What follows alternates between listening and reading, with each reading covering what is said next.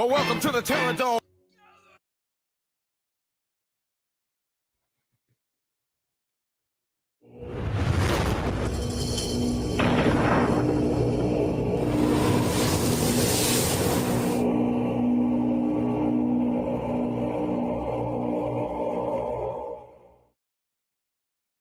What's good, y'all? Hope everybody's well.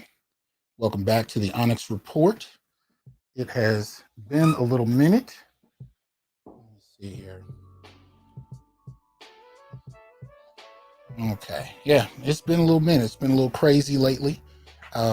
First week of school here at Fresno State, so I kind of had to pull back last week and kind of get things oriented.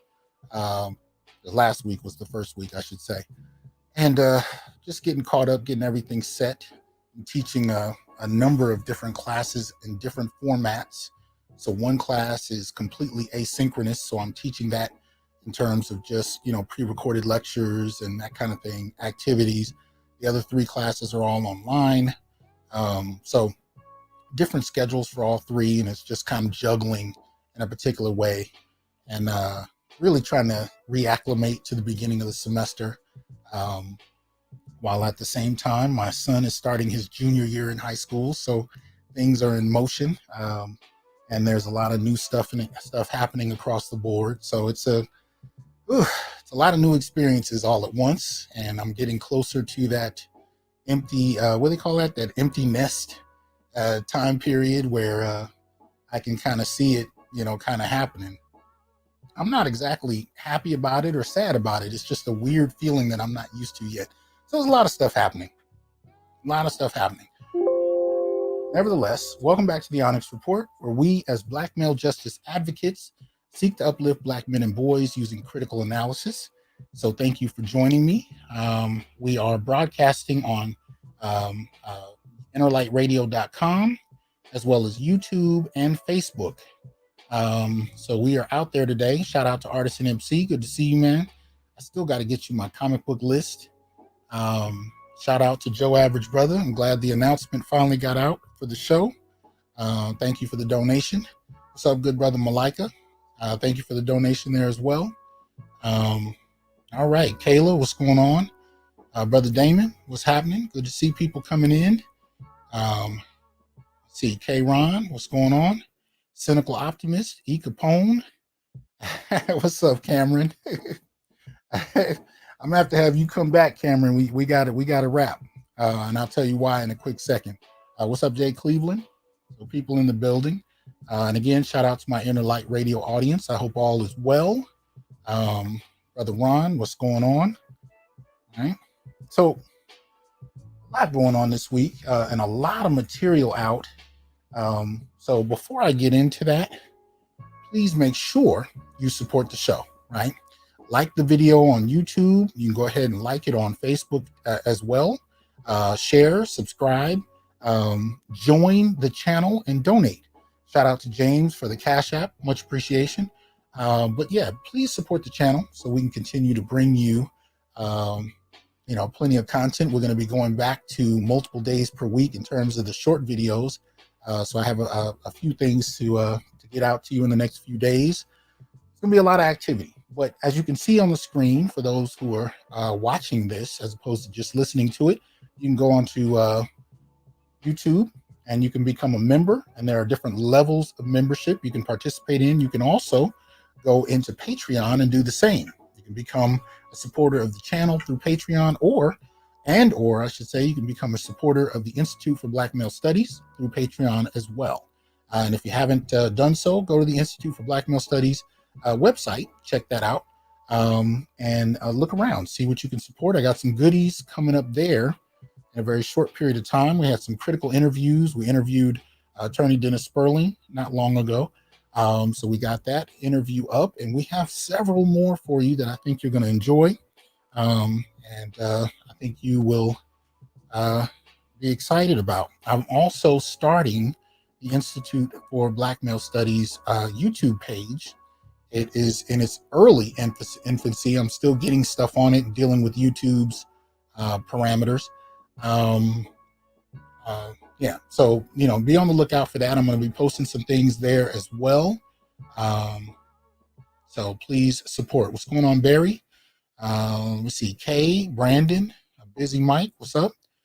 Brian, yes, there's a PayPal on the screen. You can see it right below my video image. There's a Patreon, Cash App, PayPal, and Venmo. You can donate to any of those. That is in appreciation. Let me see, Artisan, I'm gonna need to get you up here real soon, good brother, because we got to chop up some of these movies, man. You can't leave it to me to do by myself. You know, I got to have your input. And tonight I will be opening it up for people to come on board and jump in and give me their thoughts. Obviously, if I have to say it, there will be spoilers. I'm not going to be going through scene for scene, but there will be spoilers. So it is what it is. Brother MLR, appreciate that Cash App. So yeah, Big H, what's going on? Ian, what's happening?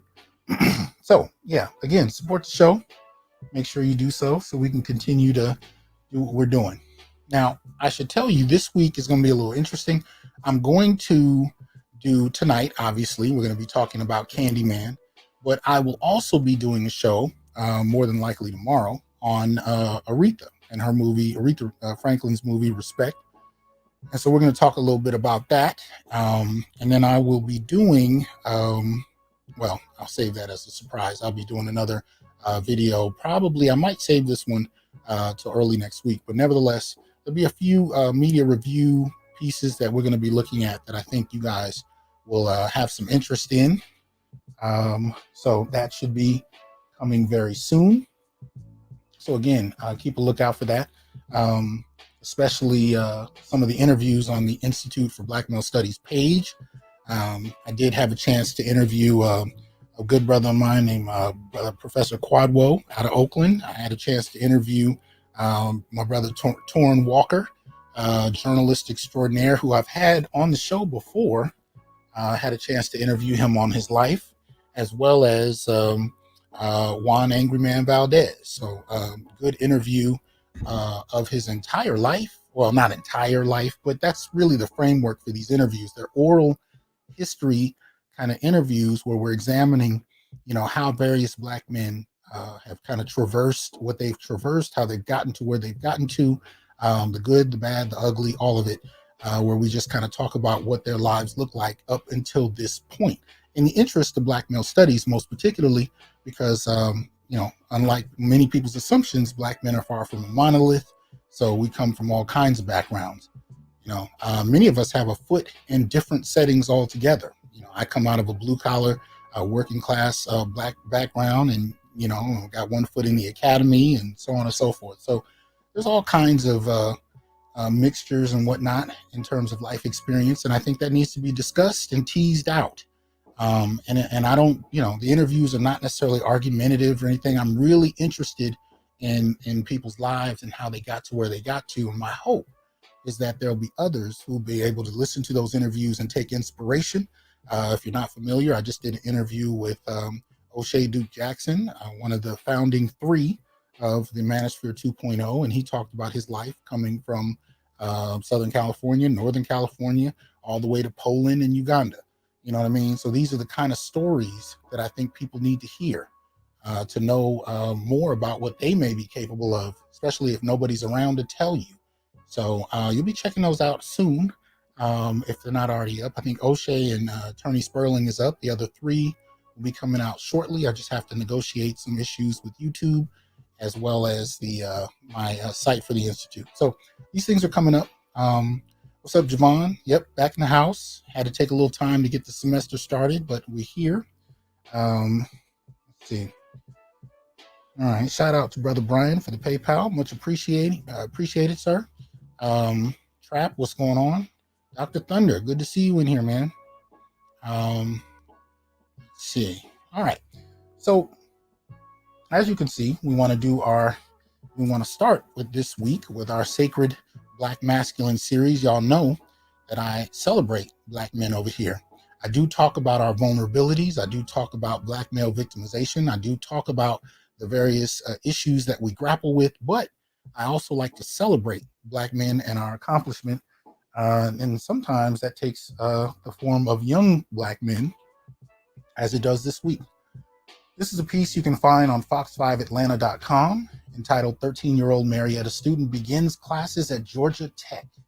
All right. So it says, like any other student, Caleb Anderson had some classes he looks forward to and others he's not as excited about taking. He says, obviously, calculus is painful. But as a 13-year-old beginning his first semester at Georgia Institute of Technology, Caleb is excited for what is ahead, even if his father, Kobe Anderson, has to drive him to campus. I'm just going to be his chaperone, making sure that he's safe and okay, says Mr. Anderson, slash chauffeur, Caleb quips, or his chauffeur, as he likes to call me. The Marietta teenager started out his career at Georgia Tech as a sophomore after spending the last 2 years completing his prerequisites in a dual enrollment program at Chattahoochee Technical College.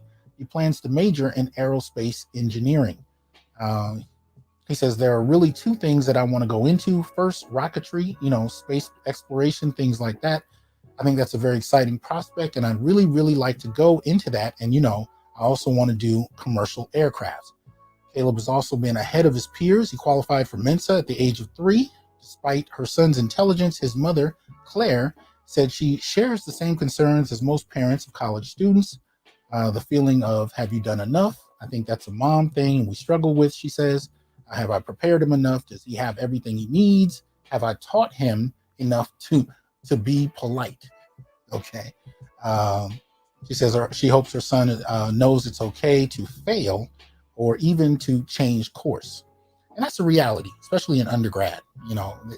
Years ago, the average was, I don't know what it is now, but the average was about, students would go through at least about 7 majors back in the day. So, that's an understandable thing. What's up, Officer Charles? BGS in the building. I see you guys you finally got out the stream, so y'all must have been going at it for a minute. But welcome. Appreciate you here. Let me see. Let's see. All right. She says it's okay to make mistakes. Mistakes are proof that you are trying, and he might come in and get a bad grade, but for him to, she said, but for him to know, okay, let's pick myself back up and keep going. She wonders if they built a safe enough environment, so on and so forth. And I definitely can say I've had those questions myself, so you never quite know. She said, for now, though, Caleb remains laser focused on his goals and does not have plans to let anything slow him down. So in terms of college life, unless it's something that really benefits me, like a career experience or whatever, I think I'm going to stay away from that. Anderson said they wanted Caleb's story to encourage other children to expand their horizons when it comes to the types of careers they want. Let's see. Okay. See how much it says. We're hoping that maybe when someone sees another child, a 12 or 13-year-old child, they might see this could be a future aerospace engineer, somebody that can make a difference. So trying to change the vision when they see a young black man. I think that's why it's important for us, and also, what do they? I think that's why it's important for us and also to inspire other young boys that there is more to life than YouTube or TikTok or basketball, whatever it is.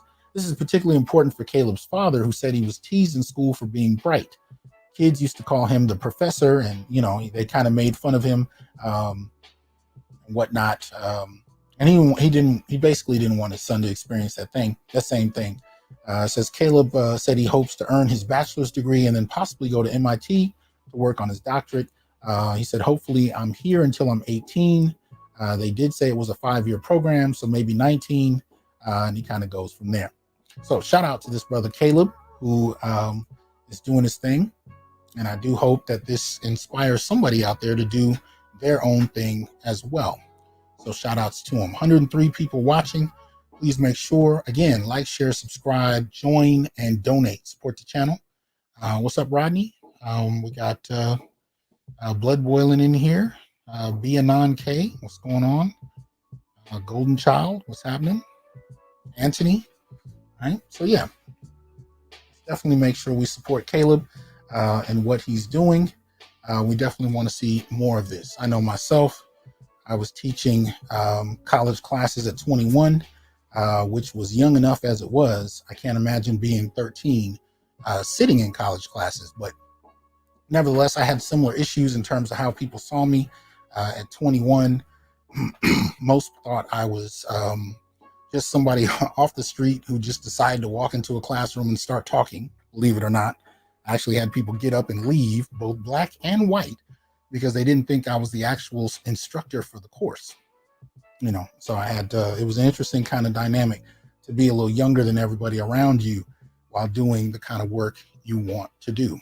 So anyway, let's move forward. I got a couple of public service announcements that I want to get across to you that I think are somewhat important, a little warranted, right? This one here is a video that I was sent on Facebook. I'm not going to play the video, but I will play the audio. And I just need to know if you guys can hear it. So, you know, I'm going to look for your confirmation when I start playing it. Otherwise, I got to make some adjustments. Actually, okay, so let me turn this down. Let's see if we can get this across. I'm going to start playing it, and I just want to know, hit a 1 in the chat if you can hear it.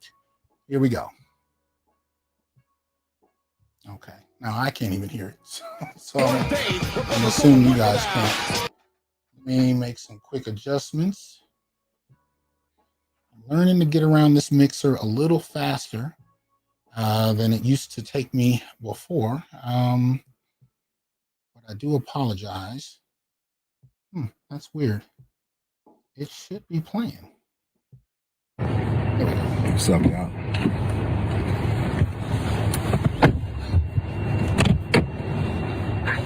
You okay? And you guys hear that? Somebody put a 1 in the chat if you could hear what I just played a second ago. Good. Okay. So what this video has to do with, this is a man and I presume his girlfriend sitting in the car. He sat in first. She got in, as you could hear, and there seemed to be something wrong. So he asked, "Are you okay?" I'm going to play the rest of it straight through, and then we'll discuss. So here we go. You all right? Are you okay? Brianna, are you okay? Can you stop talking to me?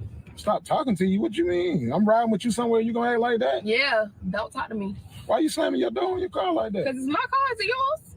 It ain't gotta be my car for me to ask you that. What's going on? Stop talking to you. Yo, let me out, man. Get out, open it up. Oh, let me out. Stop the car so I can get out. Out. Ask me to ride and you got an attitude with me. I ain't do nothing to you. Get out while it's rolling. You want to get out? Stop the car so I can get out the car. Well, I got to pull over. You want to damn me pull in front of the goddamn car? Let me out.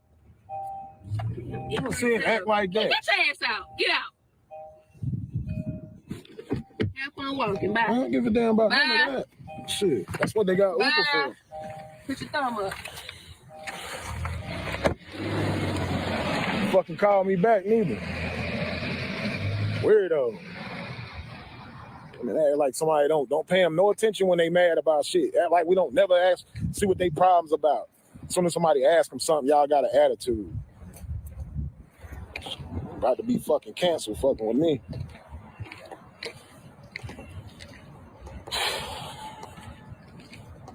Sick of the same old shit.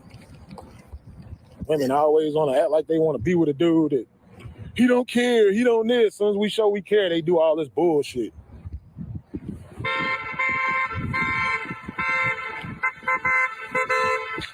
Lord, me. It ain't over. I'll blow now. Can I get a ride?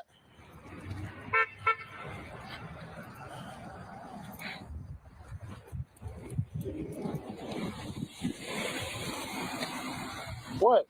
Come on, I'm not getting in no car with you acting like that. I'm sorry. Come on. Nah, I'm about to Uber somebody else. Come on. Hope it's a chick that pull up too. Yeah, come on. Somebody gonna be understanding. What are you doing? Why you over here doing this? No, I'm not getting in the car with you. What's wrong? You gonna tell me what's wrong?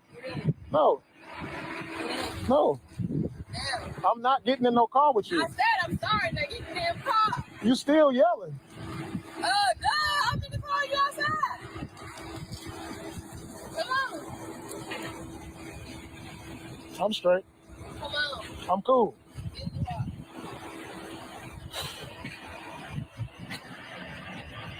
I'm telling you, you yell, do any of that when I get in. I'm dead ass.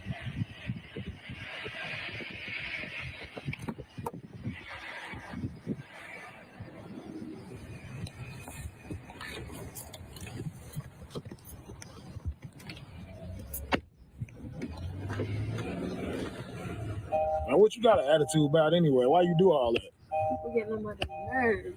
Hey, it ain't me. Well, you ain't had to talk right then. I didn't feel like talking. No matter. I'm trying to comfort you though. How would you try to comfort me by saying asking you what's wrong with you? Whoa, that means cause something's wrong. Whoa. That's annoying.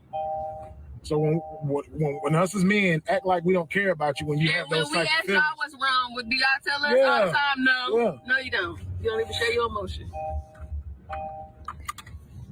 I don't do all that extra stuff. You gotta be Mr. Tough Guy. Well, what you call it then? I don't do all that extra stuff. What you call it? Ask me. What you call it? Call it what it is. What? Exactly. I tell you when something going on. When? I don't take it out on you. Let's just say that. That's a lie. The day I asked you what's wrong with you, you didn't tell me what's wrong with you. That's not taking it out on you. You kept saying, "Oh, my grandma." You just told me not to talk to you. You just told me not to talk to you. My grandma told me. Okay, that was 5 minutes ago.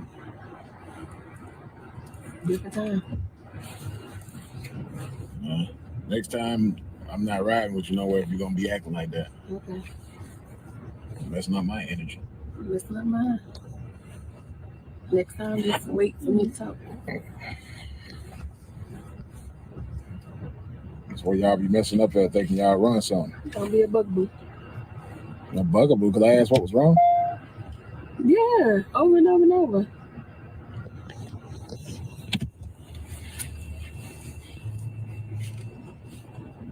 You tell me to get out the car, then you pull up to pick me back up. What's that for? I'm being nice. Yeah, you worried about something? I'm worried about if another chick gonna pull up. That's all you worried about. Only thing on your mind. Not at all. Why I'm be worried about another chick? I said something about Why I'm be worried about another chick? Because if it's easy for her to get you, she can have you. As soon as I said something about Uber, now if it's easy for her to get you, she can have you. It won't meant to be mine. That's how I see it. And back in the day before Uber was invented, y'all kept going. That's how I see it. Before Uber was invented, y'all let y'all nigga out and would never even go back and pick him back up. Right. I'm just being honest. Mm-hmm. I'm thinking the only reason why you came and picked me back up because I said I was going to call her Uber. Well, I'm not worried about it.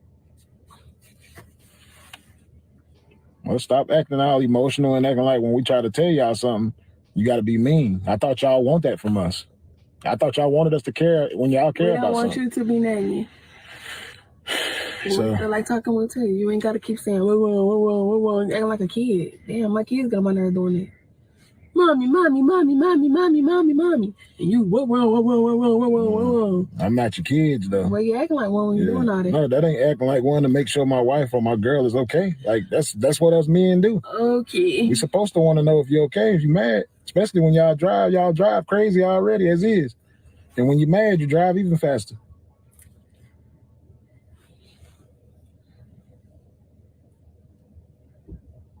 Now, you going to apologize for treating me like that? I apologize. Probably the fastest apology from a woman ever in life. Mm-hmm. And ever in life. No way. Ain't no way. I don't know how sincere that is. That don't seem real. Okay. Well, what you mean then? That's a real apology? Mm-hmm. Okay. That's growth. Mm-hmm. What's up, y'all? It's your girl, Miss LaTruth, and my husband, LA Truth. Make sure. Yep. So it's a skit, but here's the thing. Y'all know the skit comes out of a context. The only reason they could do that and be readily understood is because of how often it happens. Look at the comment section on my video. Look how many brothers commented about been there, done that, lived that. Myself included. Why am I playing this? Well, here's the thing. I call it a public service announcement. And this is something that I've learned the hard way about for the last couple of years. because it's not how we're bred. It's not how we as Black men are socialized. We're socialized to stay. And that's what you saw or heard in this exchange, right? No matter how she acted, no matter how she treated him, he stayed, got back in the car.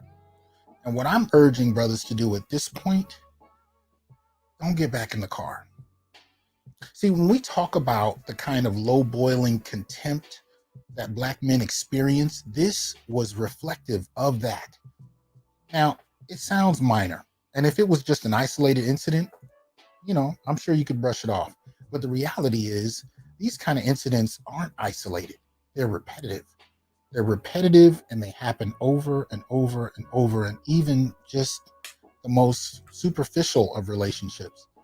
And all I'm saying to brothers is I want Black men in particular to learn to love themselves enough to walk away from this. If you detect this level of contempt or disrespect, almost as if it's a sport that's done for her entertainment, walk. Now, I'm not a relationship counselor. I'm not a coach. I'm not trying to be. That's not even an aspiration of mine. But I've seen this so often, not only with my students, I've experienced it. I don't know too many Black men that haven't. And for the most part, we stay. You saw it in the video. Skid or no skid, he got back in the car. That's what we're trained to do. There has to be a point when you walk away. And I urge you to be able to do so. Now, this also, there's a number of different things we can pull out of this.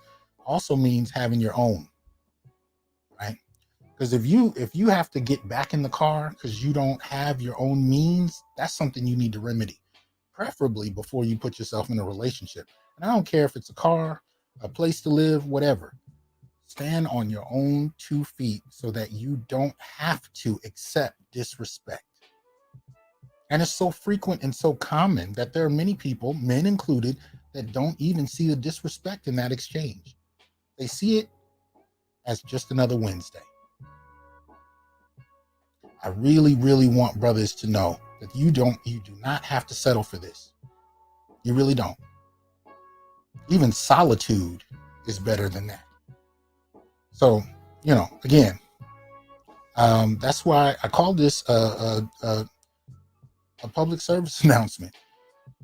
Because I can tell you, you would think it's common sense, but for the most part, it never dawned on me when I was young that I didn't have to accept this. It didn't cross my mind. I just thought this was normal.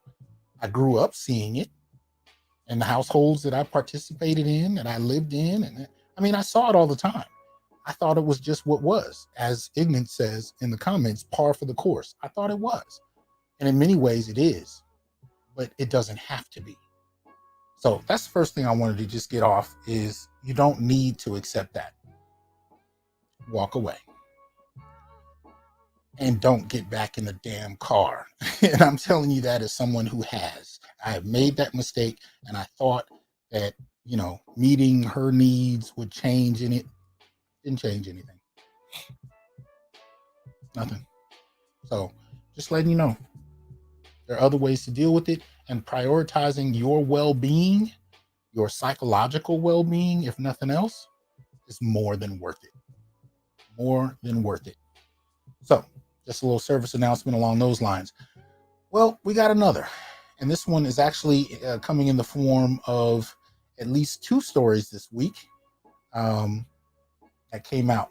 This image actually comes from you can find it in a number of different places. This is from a Washington Post article entitled Baltimore Mom Admits to Killing Kids After Decomposed Bodies Found. Oh, goodness. It says in Baltimore, a woman will be charged in the deaths of her 2 young children after she confessed. What's up, GMB? Appreciate that support. Thank you. What's up? Yeah. Okay. So let me see. Let me get back to where it was. A woman will be charged in the death of her 2 young children after she confessed to killing the boy and girl whose decomposed bodies were found in a Southwest Baltimore apartment. Officers were called Tuesday afternoon to an apartment on Coventry Road where they found the bodies of 6-year-old Daneria Thomas and her brother, 8-year-old Davin Thomas, news outlets reported. There is nothing more difficult than investigating the murder of a child, much less 2 children, the police commissioner said. Police found the children's mother Wednesday, and she confessed while being questioned. Officials are still working to figure out how and when the children died, and formal charges are still pending. 3 years ago, city police issued an alert after the children and their mother went missing, and her parents thought they might be harmed. All 3 were found safe after officials learned the mother admitted them to Northwest Hospital. The mother appreciate that support, Alpha Sigma. 3 years. Let me see. The mother's parents reported that she set fire to family pictures and mementos at her mother's home, according to court records. The children's mother pled guilty to arson and received a 1-year sentence. She was later granted custody of the children. And this is the fallout. These are the tensions. These are the responses that are coming about. And in many ways, I think it's a response to a policy-driven practice here in the West that impacted the Black community on an unprecedented degree, in my opinion, that basically allowed many women to consider Black men replaceable, disposable, irrelevant. Matter of fact, we heard it in the form of a mantra. Appreciate that support, Lee's Ways. We heard it in the form of a mantra that went back to the 1980s saying, I don't need a man. And I think what we're seeing is the fallout of that. Now, obviously, mental health is playing an issue in this, but in the midst of this, pandemic economy, where resources are being withdrawn, employment is shaky, options are, not necessarily as well established and structured as they once were, or at least once seemed to be. I think it's producing a lot of this instability. And y'all know I've been talking about this for at least the last year on the specific type of familial instability that we've been seeing. This one is not an isolation, runs alongside another similar story, right? This one comes out of dailymail.co.uk. This is a really long piece. I'm going to try and filter through it and just get to the basics of it. Mother 27, the title of the article is Mother 27 is charged with murder after cutting her 5-year-old daughter's throat and repeatedly stabbing her in front of the girl's 8-year-old sister who tried to stop the bloody attack. Goddamn. Right? This one is in Chicago, right? Chicago mother who has been charged with first-degree murder in the death of her 5-year-old daughter was denied bond this morning after prosecutors describe how the suspect allegedly slashed her child's throat with a serrated knife in front of the girl's older sister. Officers were called to a home in the 3200 block of West Fulton Boulevard at 9:30 a.m. on Saturday and found paramedics already working on the girl, identified as Serenity Arrington. She had been stabbed multiple times. The Cook County Medical Examiner's Office said Serenity was taken to Stroger Hospital, where she was pronounced dead. An autopsy conducted on Sunday showed the child died of multiple incised wounds to the neck and declared her death a homicide. One of the wounds was said to be so deep it went almost to the back. Good Lord, to the back of Serenity's neck. Serenity's mother, 27-year-old Simone Austin, was arrested and charged with first-degree murder after walking up to the police at the scene of the crime. According to investigators, the stabbing took place inside the house of Serenity's grandfather. Police revealed they were familiar with the residents from previous calls for service. At Austin's bond hearing this morning, prosecutors told the court that Serenity's mother had asked her 8-year-old daughter to leave the room on Saturday morning. The young girl watched through a hole in the doorknob how her mother pulled a serrated knife from under a pillow and slashed Serenity's neck. When the older sister saw her mother repeatedly stabbing her sister, she tried to save the child by barging into the bedroom and pulling on Austin's hair. The girl's grandfather was away at a coffee shop at the time. When he returned, he found the front door locked. He then went to the kitchen door in the back of the apartment and encountered his older granddaughter, who told him that her mother had stabbed Serenity. The grandfather witnessed Austin taking off her clothes when he entered the apartment. Meanwhile, the 8-year-old ran outside yelling about her sister's killing.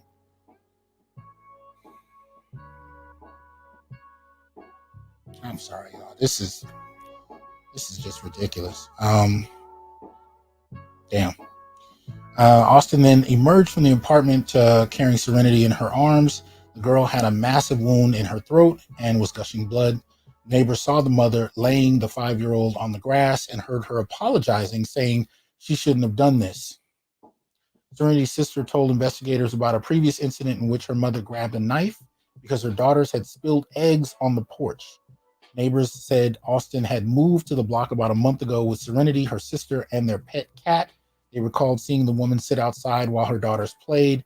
No motive has been revealed, but investigators are trying to determine whether Austin has had a history of mental illness. Austin does not have a prior criminal record. Her defense lawyer said she grew up homeless and dropped out of high school. Until this past May, she worked at Walmart stocking shelves. That's what I'm talking about. This is ridiculous. Look at that baby. All right. So as I said, mental illness is definitely a factor. There's no question about that. However, I think in many ways what spawns this is a certain type of pressure. A pressure from a transitioning economy that's not necessarily allowing people to function as they've grown accustomed to functioning. Right? And you'll notice in many of these stories that I'm talking about, there's an absence of men. Right? Reporting on the father. They didn't mention the father once. Not once. And in some of these stories, when I followed up on them, the father was not necessarily with the mother, and they didn't live together, but he was in the children's lives. And sometimes he's been reporting repeatedly to authorities on the abuse his children suffer to no avail, where you have judges still, even after, events that would call anyone into question, they would still make sure the children were in her custody, even when the father is asking for custody, sometimes even warning courts that something is coming in terms of her behavior, and still not being heard until after the fact. Now with this story, today was the first time I saw it. I primarily only checked it out on this particular site, so I'll be looking for more information to come. But this is where we are. And based on the kinds of reports and the frequency of them, I don't think this is arbitrary. What's up, King? Welcome to the Brotherhood. Appreciate you becoming a member. This isn't arbitrary, right? It's not an arbitrary thing. I think in many ways, again, this pandemic economy is definitely pushing people past the line. But it's a line that in many ways has been celebrated this last few decades in terms of not needing men. Men have been considered fairly irrelevant from the conversation. And that actually takes us to the primary subject of tonight. The primary subject for tonight is a film that many of you probably grew up on. This is technically a sequel, but we'll get into that right about now. Let me just quickly say, please make sure, again, you support the Institute for Black Male Studies. Again, go to the website. You can check out the interviews. You can check out the courses. You can take one. You can check out the webinars, informational webinars, as well as make donations. So please make sure you support the Institute so we can continue to do this work in the Academy, as there is no Institute for Black Male Studies within the United States other than this one. Other than this, you have to go to Scotland and get with my boy, Dr. Tommy Curry, to do this kind of work. So support the Institute so that we can continue to bring you this kind of information in a variety of forms. All right. So y'all know what it is, right? The primary subject is Lynched, Candymen, and the Immortality of Straight Black Male Monstrousness, a Black Masculinist review. All right. So I took my son. We went to the theater. Obviously, there weren't many people in it. It was about 6 people. So I haven't been going to theaters. I rather actually like watching movies at home. I don't really, I know I'm not supposed to, but I do enjoy it. Only thing I miss is the popcorn. never quite tastes the same at home. But anyway, short of that, I usually don't mind. But this one I had to see mainly because of my boy Cameron. He shot me a couple of observations about the film, and I was like, man, okay. But let me clarify why I wasn't really interested. Um, I never saw the first Candyman until a few days ago. I never was interested in it. First one came out in 1992, and although I like the primary actor who plays the character, Tony Todd, I like Tony Todd as an actor. I've enjoyed him in a number of things. I'm a Trekkie, so I enjoyed him in Star Trek as Worf's brother. Um, I liked him in a lot of things I've seen him in, but I just never got around to it. And one of the reasons I don't think I did is because at the time in the early 90s, the original film came out in 92. It was, pull it up here, make sure I have it right. It was written initially by Clive Barker, right, and Bernard Rose. And you could kind of tell because if you watch the original one, it definitely didn't seem like a story that was written by somebody from within African American culture. It definitely wasn't, but Tony Todd brought what he could to the role. But again, it was written by whites. And you could kind of feel it watching the original one. But again, I didn't watch it at that time because not only was I not really drawn to it, but also I want to say in 94, there was a renewed conversation about Candyman. Was it 94? Let me see. Yeah, I think it was. Let me see. Because I had a chance to go to Korea after the uprisings in Los Angeles, which were in 94, 92. And the Korean government called us out because they wanted to kind of settle the tension between Black and Korean communities in Los Angeles.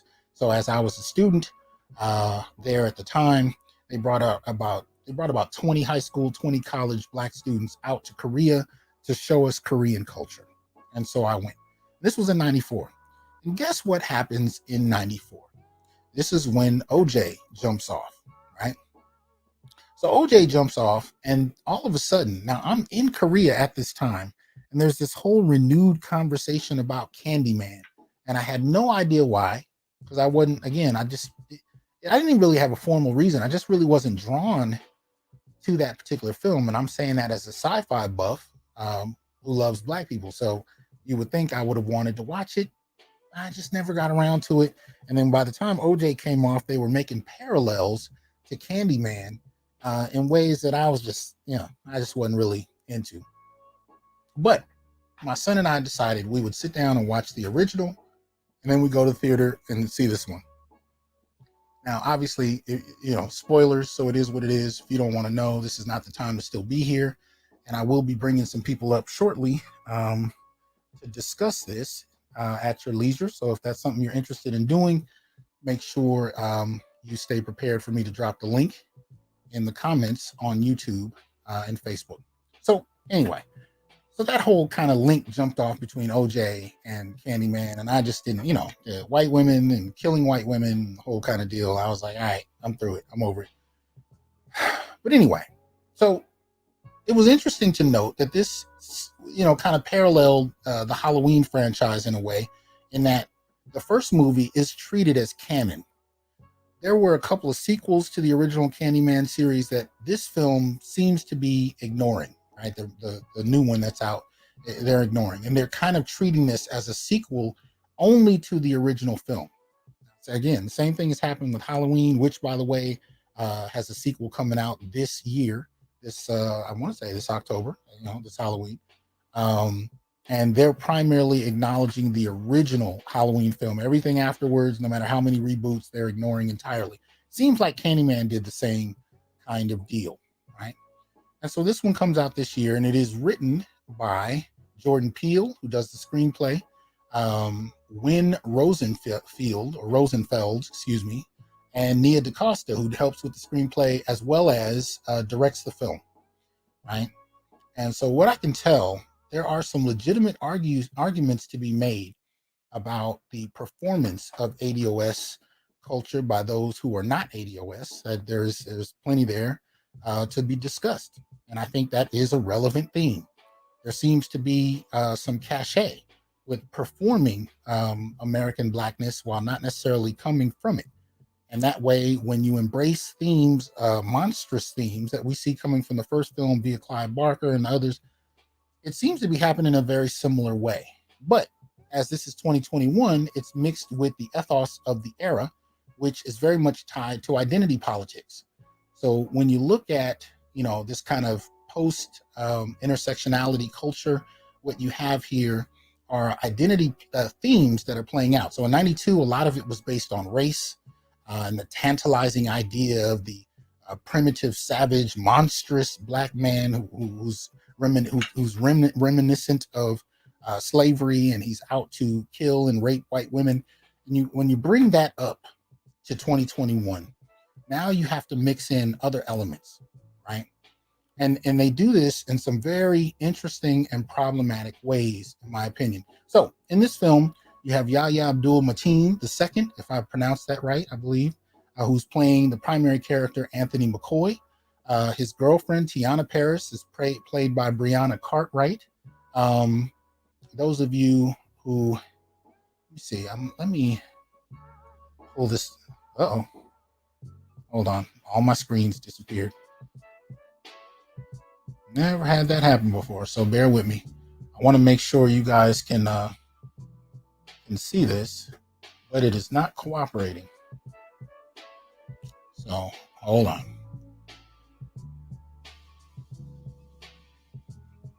Okay, good. Because last time that happened, I got booted off of StreamYard altogether. So trying to keep it together so that doesn't happen. Here we go. Let me just move this around real quick. I'm gonna see if I can at least get you so you can see the actual actors in question. So here we go. Let me share my little screen here, and we can get it going. All right. So this is Tiana. Many of you may recognize her from more recent pieces she's done here. Dear White People in 2014, Chirac 2015, If Beale Street Could Talk 2018, still a movie that moves me. If you haven't seen If Beale Street Can Talk, definitely a piece you should watch. And then, of course, most recently, WandaVision, right? Gorgeous, absolutely gorgeous. Don't get me wrong. I enjoyed looking at her on the screen, Anyway, so she plays Anthony's girlfriend. There you have Yahya playing Anthony. I had my little list here a minute ago of cast members, and I changed the dimension of it. So bear with me on these technical issues. Yeah, that's not going to work. It's too small. All right. So we'll try and go with this for a minute. So you got Yahya, you got Tiana playing Anthony and Brianna, right? And so this is a couple that live in a fairly upscale gentrified part of Cabrini Green, or what used to be Cabrini Green, Chicago, right? And they're part of this new Black elite, right? He is an artist, a full-time artist, and she is looking to be an art dealer of some sort. There's implication that she's highly educated. Usually for artists, there needs to be something similar, but they don't really say. What they do clarify very early in the film is that he is actually living off of her. Now, he's been successful in the past. He seems to be in somewhat of an artistic, kind of rut. And they live in this nice apartment that at some point, very early in the film, she articulates as hers. She invites over her brother for dinner the first night. I guess this is, there we go. And he's played by Nathan Stewart. I think that's probably, no, that's not helping. Goodness, man, this is ridiculous. All right, so let's see that. So Nathan Stewart Jarrett. All right. So Nathan Stewart Jarrett is there with his new boyfriend, white boyfriend with an afro, and might even be Jewish. I don't know what he is. They're there enjoying the night, and at some point he clarifies to Anthony, played by Yahya, that he needs to get a job and stop living off his sister. So the politics, are kind of set very early. Then you have Coleman Domingo, who plays, who's there on the right in blue. He plays a gentleman that has lived in Cabrini Green since at least the 70s. He's witnessed the kind of killing of black men by the police. He's also been made very familiar with the Candyman legacy.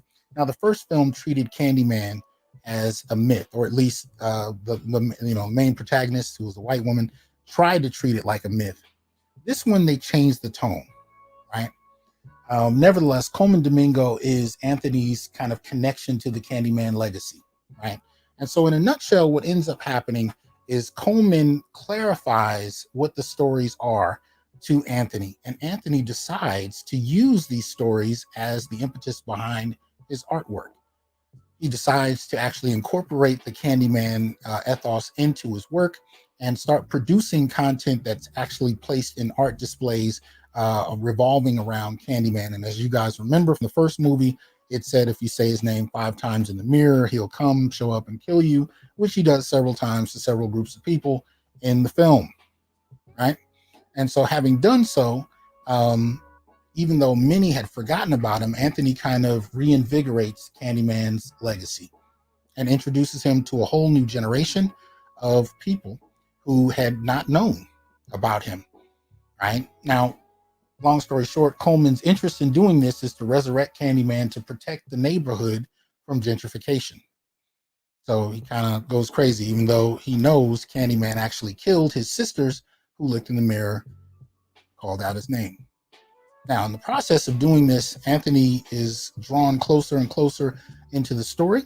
He goes and takes photos around Cabrini Green, where he meets Coleman's character, who I think is... Where'd it go? Burke. That's who he plays. My apologies. So Coleman plays a character named Burke. And so this is where he meets Burke.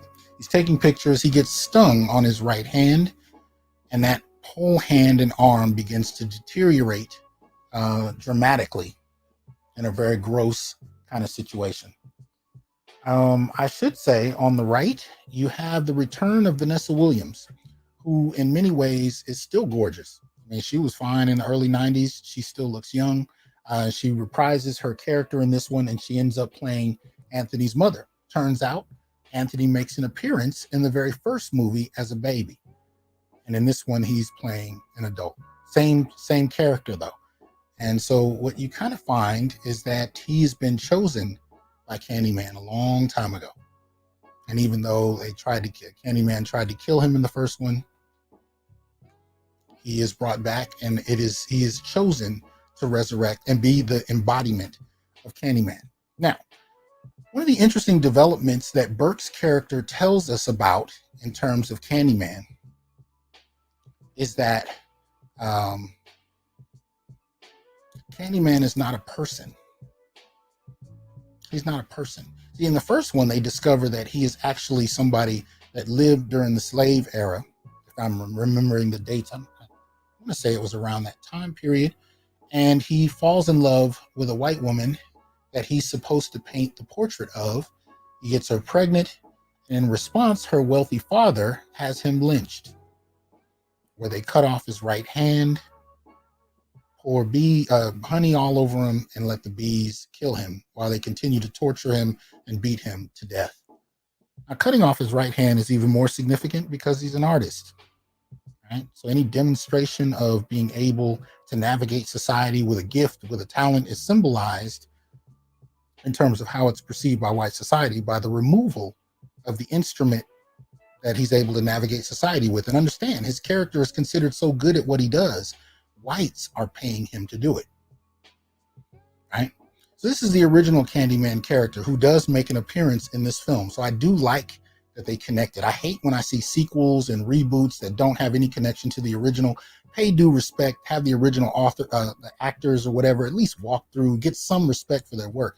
Tony Todd was able to make an appearance, and I gotta say, both him and Vanessa didn't look like they aged a bit. It was beautiful to see as far as that was concerned. But the thing about this that I couldn't help but notice was that the way they situated Black folk in this film, right? There are two characters who are implied to be heterosexual Black men, especially one in particular, Anthony, right? Who we see on the screen here.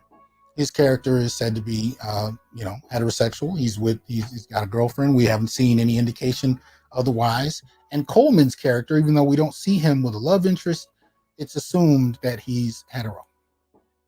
But for everybody else, the depiction of their sexuality is really quite clear. And what I noticed most was that you had well-to-do whites in the artistic world who were there in one way, shape, or form to exploit the exploits of Black artists in this particular area. They were also interested in taking whatever folklore that was coming out of the ghetto and provided them some degree of titillation. They were interested in exploiting that, whether it was the artistic critic, the art critic, whether it was the art dealer who owned the facility that the artwork was hung in, or the rich. I guess he came in from Europe. The rich white art philanthropist that comes in, they're readily there to not only participate in the gentrifying of the area, but to exploit whatever Black talent is available. And the girlfriend, who is played by Tiana Paris, that we talked about, she is ripe and ready to exploit this. They are giving her prime opportunity to do so. And here's where you start to see the lines. There are racial lines, there are class lines, there are sexuality lines, and there are gender lines, right? So you have heterosexual Black woman, you have gay Black man with his white boyfriend, you have rich white philanthropists and art critics, and then you have these supposedly two heterosexual male Black ADOS characters at the center of it all. And both of them end up being monsters. Coleman's character, Burke, who is the one that schools Anthony about the history of Candyman, is somewhat of a monster because he's actually trying to resurrect Candyman and he doesn't care how many people die. And Anthony becomes the physical embodiment of Candyman. Now, here's the thing. Candyman is supposed to exist as a somewhat of a stain, as they call it, that's reminiscent of an injustice, a lynching that takes place of innocent Black men who are killed for nothing, wrongly, right? But the interesting thing about Candyman is not concerned with avenging the Black community. He's not concerned with protecting the Black community. He kills anybody that calls his name. There's a point where we see him kill two Black little girls.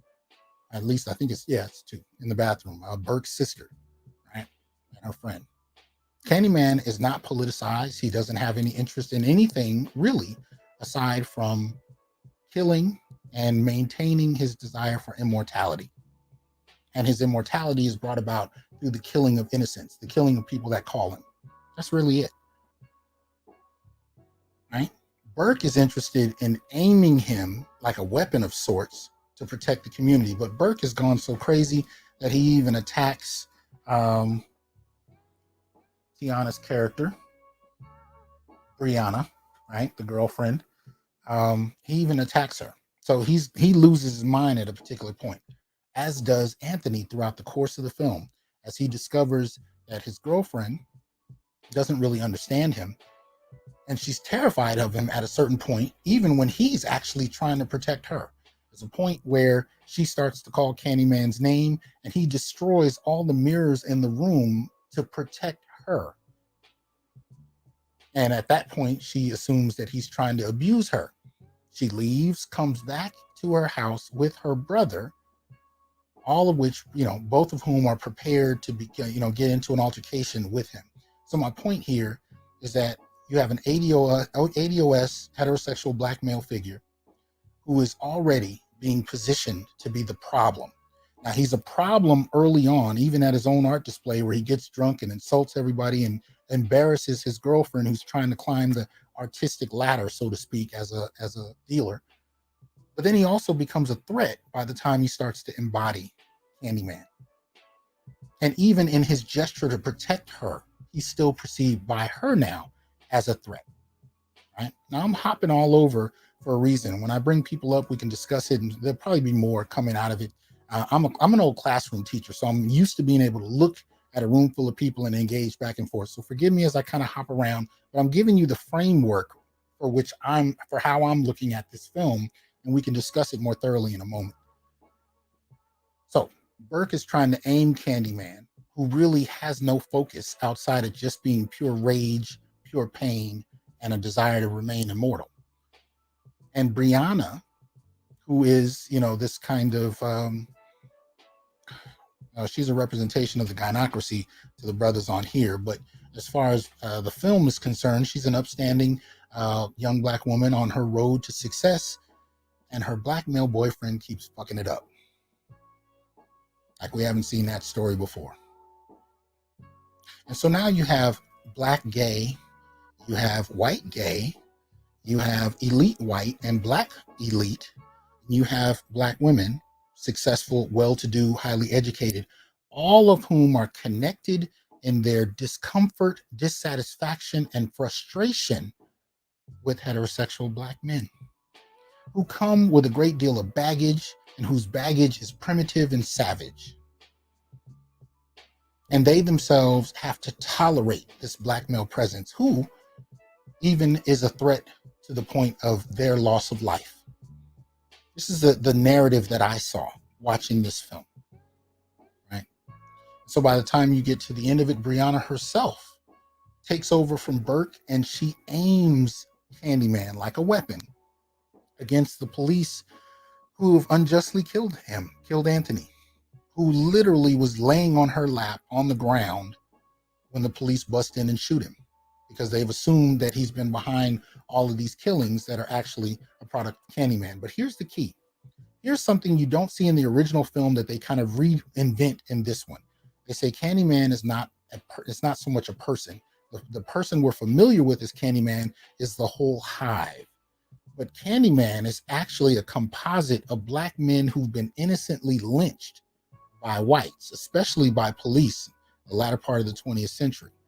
He is a composite of several different men, many of whom they name.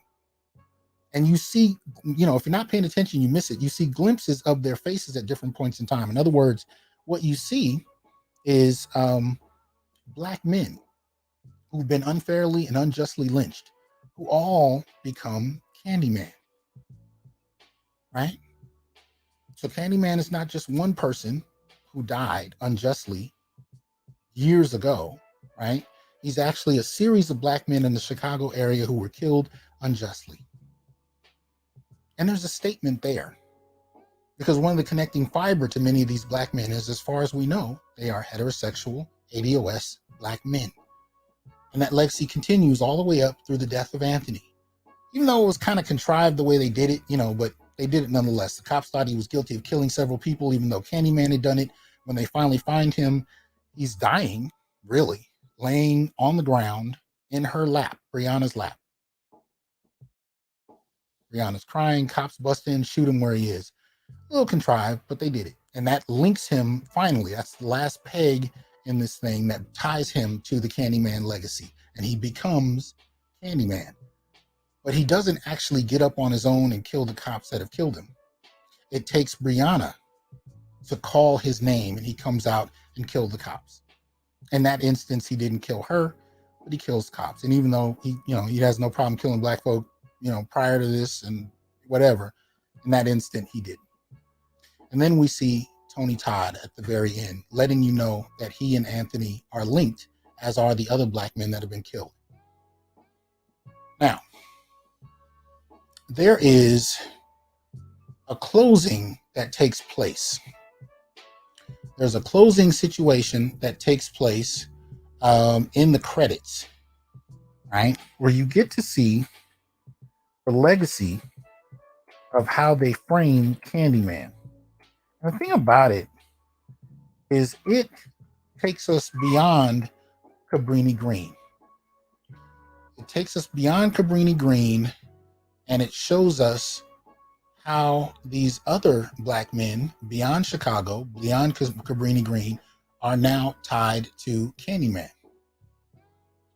See if I can pull it up. And they do it with puppets, which is interesting because most films will just show you clips from the original film. But in this particular instance, they actually use puppets instead to tell the story. Now, I saw this the other day. I don't know if they couldn't have pulled it off of YouTube that quick. No, there we go. No, that doesn't seem it. That's the origin. I watched it the other day. I might find it a little bit later when I bring people up. But nevertheless, what they do in the credits is they not only, kind of imply that there was these certain men that died, one of whom was in the film. We saw him toward the beginning. His name was Sherman. He was a little touched, but there was no indication that he was a child killer. He literally was a black man that had a hook on his hand. But that hook wasn't a weapon. It was like a pair of, it was one of those devices that someone without a hand would wear. It wasn't a weapon. But he would literally give candy to the kids. There was no indication that he was hurting kids. But when there was an accusation that a little white child found a piece of candy with a razor in it, the police came to Cabrini Green. And when they found Sherman, they killed him on sight. Only to find later, after his death, that the candy with the razors was still being given out. So we find out that Sherman was innocent. He was yet killed, just like the other Candymen, and he became part of the Candyman legacy. And he was the Candyman that Anthony interacted with throughout the course of the film when he began to be tied into this legacy. Right. So again, there's this small continuum of murdered black men who are Candyman. But in the credits, they start to show you real life deaths of black men who were tortured and killed, like James Byrd out of Texas. They're using puppets to show these stories, but in each story, you saw black men that were killed. And there were others. Like again, if I can find it while I bring people up, I'll actually play the clip and we can look at it. But the point is, they actually make it a point to connect Byrd, George Stinney. They connect a number of real life black men who were lynched to the Candyman legacy. So somehow now black men become Candyman. And again, remember, Candyman is not a hero.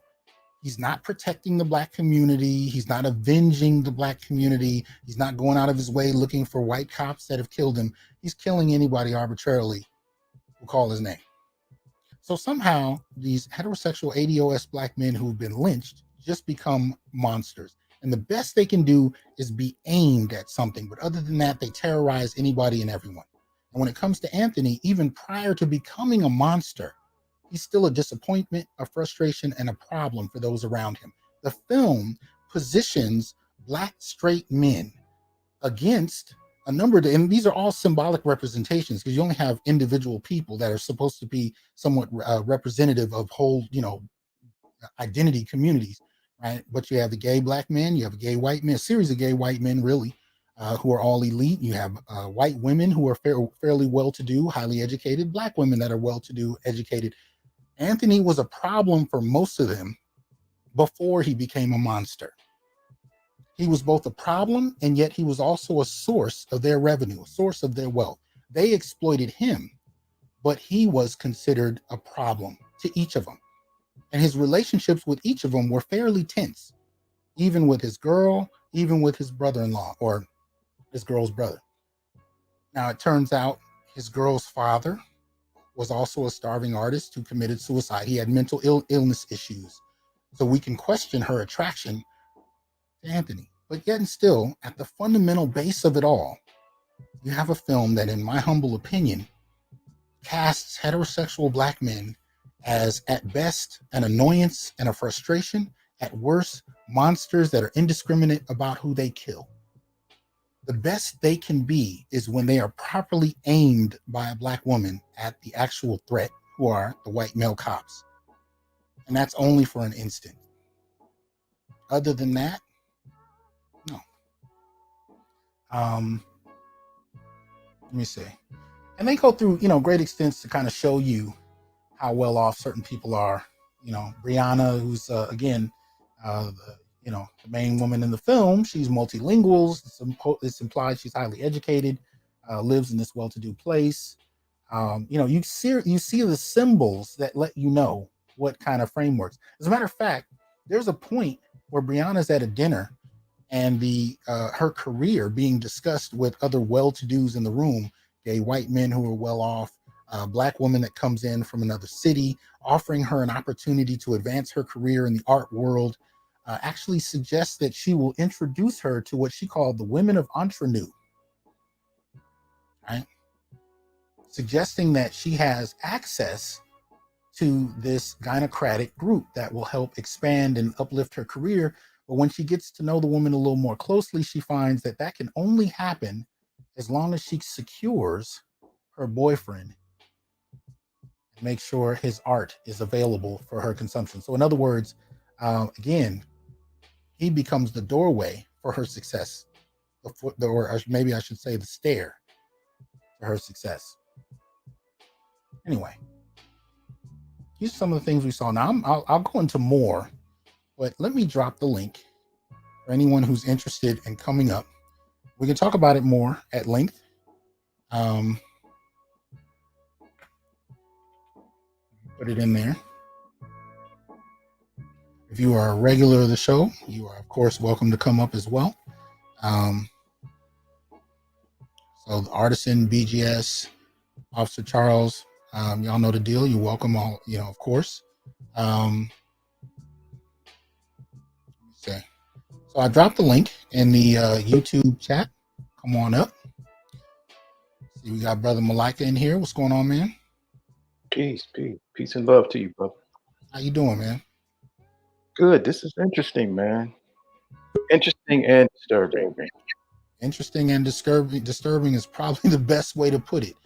We got Artisan in the house. What's up, man? Artisan, can you hear us? Okay, we got Artisan. We got AB Media. What's going on? What's going on, Doc? Peace, bro. Very appreciate that support. Yeah, Cameron, I hope you can come on up, but I know you might be working, so it's all good. But anybody else that wants to come on up, let's discuss this. So, did you guys all get a chance to see Candyman? I saw the original and I saw the sequel, the ones back in the 90s, but I haven't seen this one that Jordan Peele did. Okay. No, I didn't see it either, but I'm not surprised. Okay. Yeah, I'm going to see this one in about 30 minutes. So you just want me to ruin it for you walk in the theater, huh? I'll take it from you. You all right? You all right? Giving me a little bit of a spoiler because if I went in there and saw it first and then came back out of there, I was going to be waiting to hear your opinion from your perspective on what I just saw in this damn movie.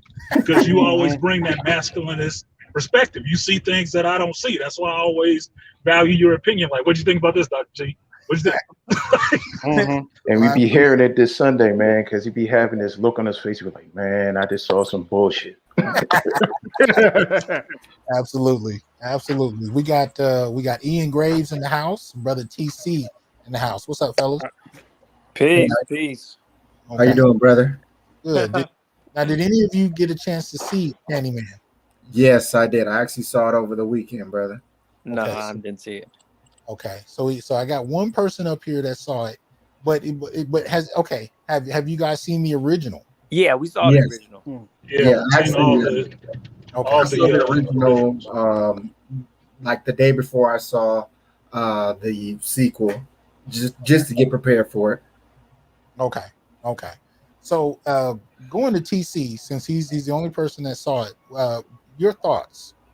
So actually, I did like a lengthy review on the film on Twitter. I thought it was very interesting in the sense of that it was a clear attack on Black masculinity. As I'm sure that Dr. Hasan has made aware, is that literally there's the title sequence. It's a beautiful sequence, by the way, very interesting. Jordan Peele obviously had his fingerprints all over it. Literally the first scene of the movie after the title sequence, you have this interracial relationship between the gay black male who is Brianna's, inside the film, Brianna's brother Mm-hmm. and the white male. So they want to let you know immediately that this is how we're viewing black men. Mm-hmm. That we're viewing black men in the sense of these. He is not going to be some masculine upfront type of threat, because Candyman, one of the reasons why white society felt that Candyman was such a quote unquote scary film was that you almost have this omniscient black male capable of murdering at any moment just by saying his name. Mm-hmm. So if the original film had that going on, what we want to be able to do is the first thing we're going to show you is a gay black male. We want to diffuse black masculinity immediately. Okay. All you have to do is listen to him talk. You got the picture on the screen right now. Listen to him talk. His name is Nathan Jarrett something. All you have to do is listen to him talk, and you go, oh, okay, you're of no use to anybody. You're of no use to anybody. And it just seems all the black men throughout the film that they show, from Brianna's brother to Anthony to William Burke to even some of the black men in the film who they don't name, who are basically background characters, they're all diffused black males. None of these men can be considered black men who would be somebody who is going to protect society at large. Mm-hmm. Well, and don't forget to include Brianna's. So Brianna, that's her brother right there on the screen in the film. I'm trying to see if I can pull up. There she is. So that's Brianna, and her father in the film, commits suicide. So black men as a whole, and there's the father, right? Yes, this sir. is just before he jumps out the window, and that's Brianna as a child. So every heterosexual black male that we see is a problem, and the three we can say are probably in that camp are her father, Burke, who introduces the audience really through his experience with Candyman, and then Anthony as the lead protagonist. Those are the only three main, or at least where it's implied that they're all heterosexual. We don't, they never show Burke with anybody, so we don't know. But those three main characters that we're able to read as heterosexual are all a problem. They're all a problem in some way, shape, or form. Well, go ahead. What else were you going to say, TC? Well, yeah, and I mean that's definitely a great point, that they're all considered a problem. Because I mean, in the other part too that is important to focus on is that as Anthony descends into his madness, nobody points out the deterioration of his mental health. Yeah. Like outside of Brianna, who makes some little throwaway comment about how I'm real and everything else isn't. Nobody cares about, okay, this guy seems like he needs some help, like right. He needs somebody to talk to. More importantly, does he need another black male? Because of course, when you're talking about black men, no one ever tries to find them a mentor black male to, younger ones or black men who are going through any type of, psychological break. They need to talk to older black men who may have experienced something similar. Mm-hmm. No one cares about any of that. No one goes and tries to focus on that. Oh, it's just Anthony. He's a creative. He's just going through a little situation. He's considered combative. You brought up the point where like basically everybody in the art world is either like they're trying to use him, but at the same time, like in their attempts to use him, they accept the fact, oh, this black male is a threat. Mm-hmm. He mentions white supremacy every now and again. Like, okay, we need to diffuse him immediately. And over the course of the film, that just happens over and over and over again. And it's just the part that just was insane to me was just how cowardly they make black men seem. Because one of the things that I made sure I took note of is that there's two times in the film where when there is a emotional, basically where Anthony just goes through like a high tension emotional state, he literally turns his back and runs away. and I mean, it's we have to laugh about it because of how ridiculous it is. But that's really what they make him do when he goes and does the interview with the white art critic. He's standing in front of a mirror and he sees like himself as Candyman. The moment that comes too much from him, he runs away. He's at the dinner with Brianna. The moment that conversation becomes too much for him, he literally stands up, turns his back, and runs away. And it's wild because it's like, okay, so is this how this type of black female? Because and when I say this type of black female, I'm talking about Naya DaCosta, the director of the film, and that's her. That's her on the screen, by the way, standing next to Yaya. So that's right, and here, right there. And as all black men here, you take a look. You take a look at that picture, and you tell me what your interpretation of what kind of black female that is. When you see a black female who dresses that way, because when I was doing my little research for my Twitter thread, you know, I looked into her background, I listened to some of her interviews. She dresses exactly that way. That is clearly a black feminist from academia, clearly. So, I mean, is it a surprise that this is how they view black men? Like, is this a surprise that you're going to have a feminized view of black men? Right. I wouldn't be surprised if she. Well, let me shut up. I want to keep it PC here. Okay. No, because I just think that it's important that we be mindful of these people and their backgrounds. I mean, because when I look at everybody's background, all the main actors, the director herself, like they all come from just the part of society where they try to whitewash genuine blackness, and everything has to be this. It's like this mode, like this academic molded version of blackness. Like, yeah, you can talk about white, but you're not gonna do anything about it. So even like the end of the film, Dr. Johnson, the fact that the cops murder him, right? And the thing is that the wildest part about that climactic scene is that they don't even show the white man as he kills him. They just show a shadow, which is, I mean, that's almost absurd. Like, okay, you're gonna show the black man murdering everybody, you're gonna have his face and you're gonna have his weapon of destruction, but when you got an opportunity to show the white man do his dirt, you're going to use a shadow. You're not even going to show the gun. You're not going to show who shot him. You know what? I got to say, that's an interesting point, because both times we see the cops break in the room and kill an innocent black man, they don't show it.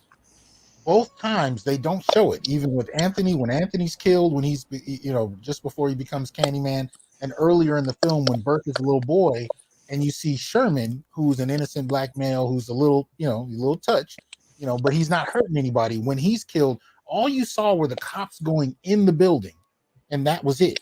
But when it comes to black men in the film who are hurting people, you do see that.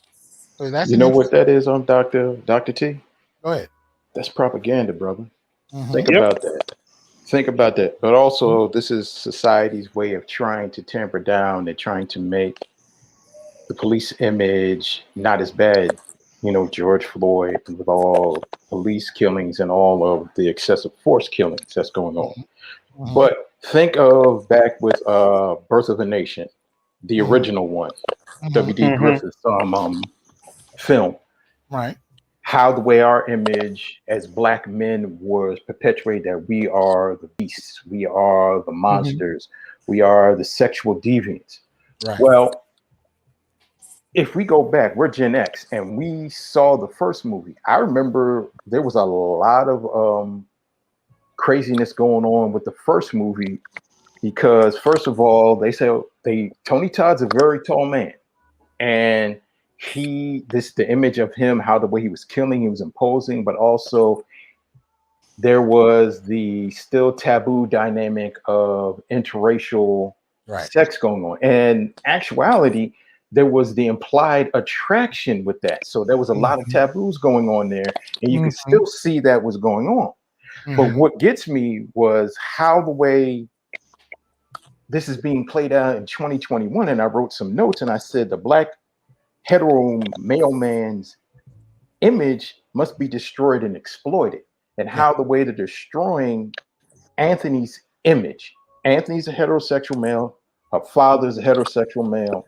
And the man that's telling the myth of Candyman, and he's trying to bring out, he's a heterosexual male, but we have to make them disturbed. We have to see the degrading of the mentality of the hetero black men, that hetero black men, there's a problem with us. Right. So now with this director that she's giving her feminist view and take on it, we're going to have to show this. We're going to have to show that even though that he's a talented man, he has promise and everything, but he's still a bum and he's living off a woman who's doing great. Exactly. But then also we're going to bring in her brother and we're going to show the LGBTQ image. We're going to show the queer image and we're going to put that out there. But the brother's going to have to say, you're going to have to do something better. Right. But we're not delving in kind of like how the way in Insecure, we don't know the real backstory. Well, why is he doing this? Right. How did he get up to this? What's going on to him? Was he always a bum? She obviously got a hold of him and she fell in love with him and they moved in together, but it has to be implied it's her place. Well, it's portrayed because one of the brothers in the comments said it beautifully, and I put it up. Appreciate that support, Mobar. I put it up on the screen earlier. He said, we talk about the male gaze in film, but we don't talk about the feminist gaze. Exactly. And so what we see here is the way in which straight black men are a problem for women. So the black feminist gaze, really just kind of locates black men as a source of problems, or a source of difficulty for her. And so that's kind of how we see the film. We see Anthony through the eyes of his woman and her, gay brother, and both of them view him, in a very complicated way. Now, the ending is key too. So toward the end, what you see is Brianna is sitting in the police car. So when the police come in and kill Anthony, they put handcuffs on her. They put her in the backseat of the car, and then they offer her a deal. Basically, they offer her a deal where they say you can go along with the story we're going to tell, and everything's going to be gravy. If you want to fight the story, this is going to end up becoming a problem for you. It's going to, it's going to be a problem for, and so she's given a choice, right? And it kind of, it kind of absolves her of agency, because from that moment, or at least that's the attempt. I think the attempt by giving her a choice is to suggest that either way she goes, she's a victim in the situation. So she asks to look in the mirror, and she calls Candyman, and that's what I meant when I said she kind of aimed him like a gun. She become or like a Rottweiler on a leash. She aimed just like how you always say he's definitely the ConcuSurf now. And the thing is just showing, okay, what hits me is it just shows that we're never good enough. He's not good enough because he's not pulling his weight, but you're using him to move up your ladder because he is a good artist. But also we're going to throw in the racist aspect of it. But then he dies because of a racial situation, racial aspect. But then in that revenge, and you feel sorry, now you want to call him back to become your enforcer. So basically, basically the whole idea of it is, and the whole Candyman mythos, and just the whole idea of black men, like how you say, at the end of when you give every show that whole big list, this is what you see us as, all these different negative archetypes, and it hits everyone. He was the ConcuSurf. He becomes the walking phallus. He's the human ATM. He's the enforcer. He's the proxy for violence. He's the sin eater for everything. He's the sin eater. Interesting way to put it. And also, and this film adds another element where his work is the stepping stone for her advancement. Yes. You know what I mean? So it's almost like, she might as well have been a music producer or a music agent and she finds a brother rapping in the hood that she's able to build up and make money off of. It's that kind of dynamic where he's considered this black artist that was really good. He's in a little bit of a creative rut, and there's pressure on him to produce, but her career is in the balance because if she can really build off him, she's able to go into the stratosphere. So there's this interesting other element where he becomes the stepping stone to her career's advancement. And then not only that, but she actually ends up like resenting him for this, because there's a scene in the film where there's another black woman who is above her status, who she basically meets with to try to get into that world, to move up into the pompous art world, and all they want to talk about is Anthony. That's all they want to talk about. And like you could just see the look on Brianna's face, like, oh, I'm only here because the black man did something great. And that's what they end up focusing on. Yet by the end of the film, like, yeah, you were disgusted that you were able to get noticed because you were able to use the work by the black man. But when it was time for you to turn that dead black body into a vehicle of vengeance, you didn't even hesitate. She knew exactly what she was going to do the moment that she looked at that rear view mirror in the back of that police car and was about to summon Candyman. She knew exactly what she was going to do. I know exactly who I'm going to call.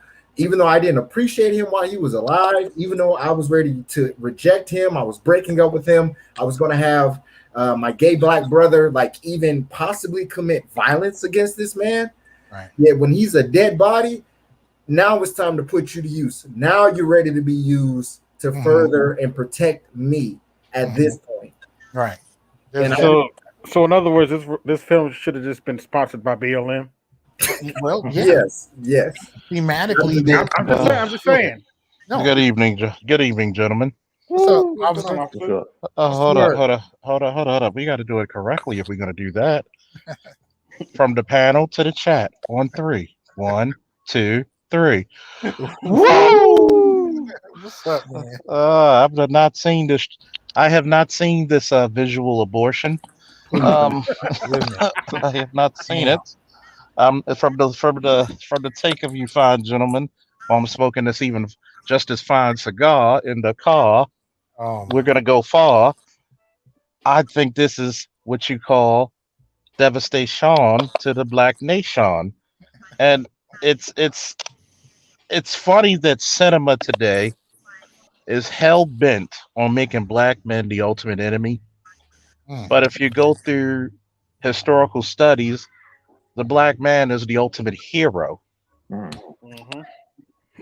And each and every time you go through some black man, some type of invention that changed the world, some type of war that he fought where he was the liberator of people. Yeah. And well, they shut the hell up. Let me roll my window up. But wow, it's funny because I look at these movies and I'm like, obviously, the director plays bats for the other team, and they have these hyper violent black men or hypersexualized black men characters, of which we are not. We're not allowed to be the multifaceted man. We're not allowed to be the great man. We're not allowed to be the hero of our own narrative. We gotta be, as Jerry Butler said, how you use me like a carpenter uses a tool. And from when I'm listening to you guys, it's like you got every negative aspect of masculinity out there, and the only positive black masculinity that's allowed is the effeminate homosexual one. Yeah, because he's portrayed as being protective of his sister, so he plays a practical role that has a benefit to her, and that's kind of it. And that's the thing. And that was the thing. I'm sorry, I didn't mean to cut you off, Charles. Oh, go ahead. But that's the thing what you just said, Dr. T. She's even using him as an executioner for proxy violence against her boyfriend. And this is the thing what gets me. when you're putting this image out that, okay, this heterosexual male, he's nothing. He's a bum. He ain't doing well. He should be producing. He should be doing this. But then you have the other image of the homosexual man. He's going to come to the aid. So you're making sure that the heterosexual man is bad, but the homosexual man is good, that he can come to her aid. But when you realize and look at it, first of all, the homosexual guy, anytime, and we're all men here, mind your business. This ain't got nothing to do with you. This has to deal with your sister and her man. And really, it ain't that deep. Another thing is, you see, but that's things what masculine and mature heterosexual men would do. But the thing is, the sister is using her brother, and even if he was homosexual, heterosexual, whatever, she's still using another black man as her roadblock, her barrier to protect her. And anything can happen, just like what she does in the end. Because whatever is, what I'm seeing is, in this movie, the black men, heterosexual, gay, whatever, were used as pawns and leverage. And even with the Candyman mythos, whatever he did, like how you said, the Candyman originally, he was an artist, but he was back enslaved and he was used for that. You come back 100 years later, Anthony is an artist and he's a reflection, and he's still being used, but not just by the greater society, but by his own woman, so she can move along within the greater society, where she takes on the gynocentric mindset and also to fit in with the greater society. And even when the people see her man as a great person, she even gets mad and jealous because of his greatness, because she wants to be better than him. Even when he's struggling. Aisha Curry. Who said that? Yeah. And you know it's funny. It was an episode of Lois and Clark, The New Adventures of Superman, and Dean Cain, who was Clark Kent, said it best. Lois, Superman is what I do. Clark is who I am. Black men are never allowed to be viewed as who they are. Exactly. And from listening to you guys, I like to go a little step further. Look at how they always want to play that adversarial role between the black man and the police, but it's never the black man who gets the sorrow. It's the black woman who gets to be the victim. It's the black woman who gets to play, musical chairs through the judicial system. Think about that. She's being told that you're going to be okay if you go along to get along. Right. And how many times has that happened in corporate America and academia? You know what the narrative says, you know what it truly is, but because it does not benefit your opportunities or your outcomes, you're going to lie and do it with a smile on your face, even if it puts us in a deep, deep place. Well, see, I think this is the thing that moved me most about this film. Because in the first film, there was a generic, kind of connection between Candyman and black men. But in this film, it's much more explicit, because by the time you get to the end credits, and the video I saw the other day where they had it on YouTube, I think that it got removed. But anyway, they're using puppets to tell the stories, and they're telling them in little vignettes, and they're all through the eyes of Anthony. But Anthony is connecting innocent black men who've been killed in the film's history with real life black men who've been killed.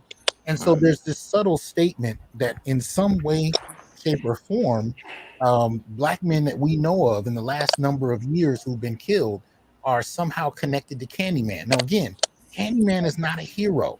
He's not an avenging figure. He's not uplifting the community or fighting on behalf of black men, or he's not doing any of that. He's really, as they called him this is what they called him in the film. They called him a stain. Yep. He's a stain that you can't get rid of. That you can't get rid of. And he's seeking immortality through being remembered, right? So he's this stain that can't be removed of rage and blood and pain, and that's it. So this is the lens black men are being seen through. And even in that position, being innocent, being killed, we in our deaths come back as monsters in this film, and we have no real utility other than if a black woman aims us to the degree that she did. Because, really, according to everything else he had done in the past movies and everything, when she called him and he came and killed the police, he technically should have killed her. Yes. No problem killing Yes. black girls at any other point. We watched him kill black kids, girls, and kill a couple of black girls. So there really was no reason he didn't kill her other than the fact that Anthony loved her. But my point is, once they connected Candyman to real life black men who've been unjustly killed, what is that saying about how black men are being perceived? Because we're not heroes, we're not avenging figures, none of that. We're just beasts that deserve to be put down. Exactly. And I'm just looking at it. So you're telling, so by your definition, Dr. T, and what you observed through this movie for all the fellas on the panel, basically you're just saying that we're the physical manifestation of the real life Freddy Krueger. Yeah. Yeah. Yeah. Yep. Yeah. You are to be remembered, but you are nothing to be revered. You are not to be placed on a pedestal. You are something that, yes, it happened. Yes, it existed. And yeah, we might even say your name, but you're not something that needs to be placed in the history books as a heroic figure that needs to live the test of time. All right, wait, real quick, y'all. Artisan is getting off. He sent me pictures. He's literally sitting in the theater with popcorn in his lap. And the credits are starting. So thanks for joining us, Artisan. Peace, y'all. Peace, y'all. I'll catch you later. Peace. Peace. All right, have a good one, Artisan. But you know what? Also, that just what you gentlemen said, and how the way the mythos in the movie of Candyman, it kind of was like some double revisionist history, meaning the revisionist history of how the way the black male images, how the way we're to be portrayed. Let me not even say the black male, the black heterosexual male. Right. Right. And then how the way the original Candyman mythos was that he was a man that got caught up in racism. He fell in love with a white woman and he was used, and he was wrongly abused, and it was a genocidal attack upon him. Mm-hmm. Now, they took that, they made it in, like you said, Clive Barker and the other person that wrote the story, it was taken from a white person's lens back in the 90s, and they wanted to put some racial tones around it. All right. But now we move up years later, some 30 years later, to the 21st century, and now we have a bunch of woke culture and social justice warrior BS and a lot of LGBTQ overtones upon it. Now we're going to take this one story and we're going to put it in this time, but we're going to make it stick to this gynocentric ideology that's fresh and right now. Mm-hmm. And now we're going to even make the whole image of the black heterosexual male even more worse, and we're going to make this revisionist view, and this is how the way we view it, mm-hmm. which even doubly makes it worse, because it's bad enough how the way you see it, because even back when in my late teens, early 20s, when I saw Candyman, I'm saying, what is up with this big dude with a hook on his hand and with this mm-hmm. Mm-hmm. this fur collar jacket and these beads, right. Mm-hmm. And why is he chasing after this white woman? Mm-hmm. And even when you got to it, I was just like, okay, wow, it's messed up what happened to him. Mm-hmm. But what I found out, what the problem was with Candyman, with the first movie, what I really took from the first movie was this was a spirit that was never rested. You know what I mean? He was a spirit that was never rested. He was unjustly murdered and his spirit was restless. Yeah. And even with the white actress, she even kind of empathized with him, and she found out that he was a restless spirit and it was unjust to him. Mm-hmm. But now this is something, now we're making a mythos of a person that, okay, it's just a stain. He's a blight. He's just, even though that he was unjustly hurt, but we're still going to make the mythos into something terrible. Now, we could tell Jordan Peele put his touches on it about putting the racial implications and all that on there. And I respect Jordan Peele doing that. But when you switch it, and now you're putting it out there that this is how we are viewed, especially the heterosexual black male. And you got to understand, majorities of us heterosexual black men, we don't bother nobody.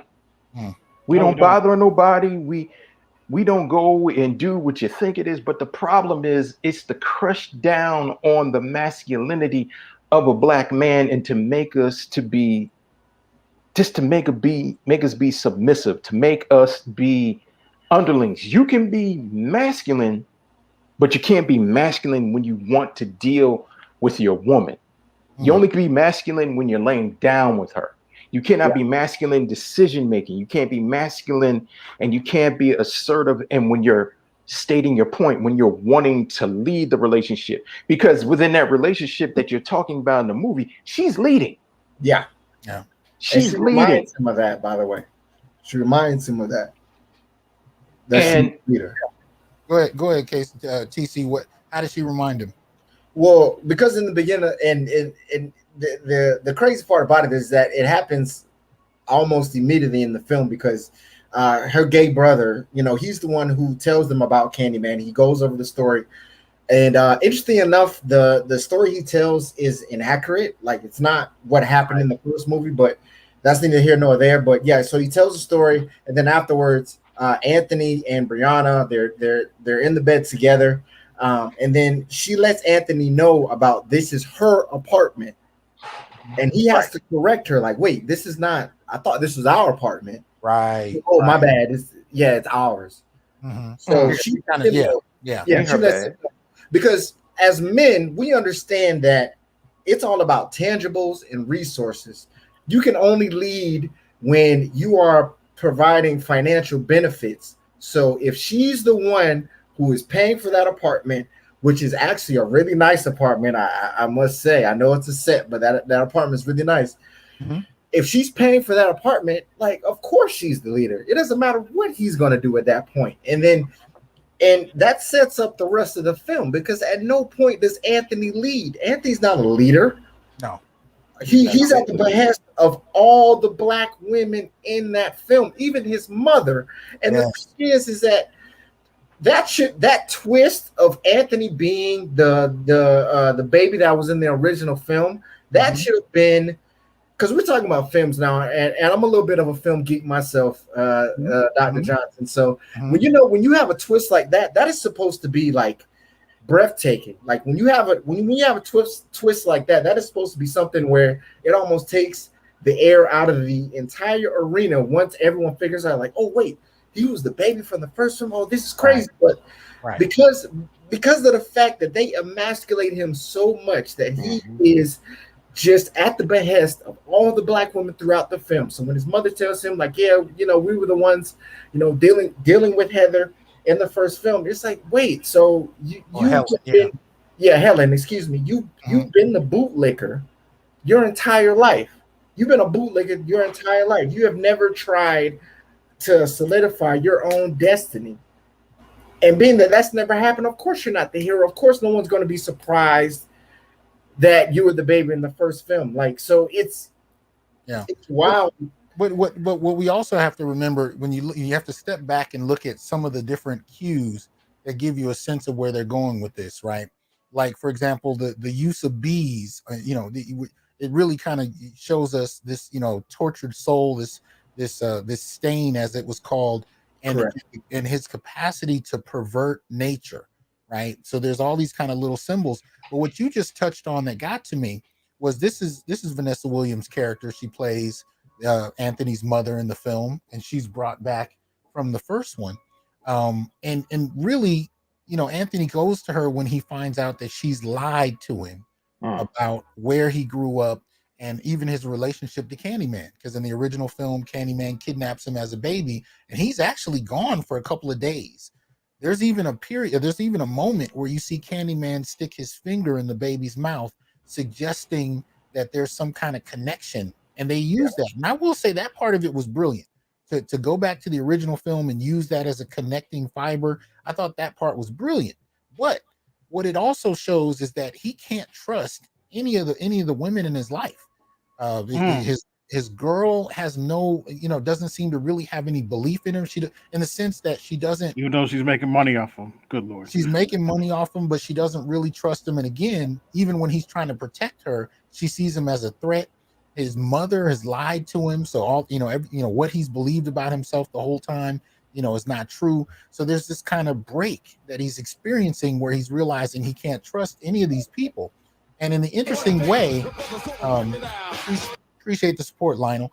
It's kind of similar being a black male watching this film, realizing that you can't trust, what's being shown on the screen, even as it relates to some of the black women figures, me and the director, and so on and so forth. And the reason I say that is because if you look at how intersectionality as a concept is used in the academy, the original way it was defined positioned black men as a problem, right? So the idea was that race, class, sex, and gender were the various ways in which black women primarily suffered more than everybody else.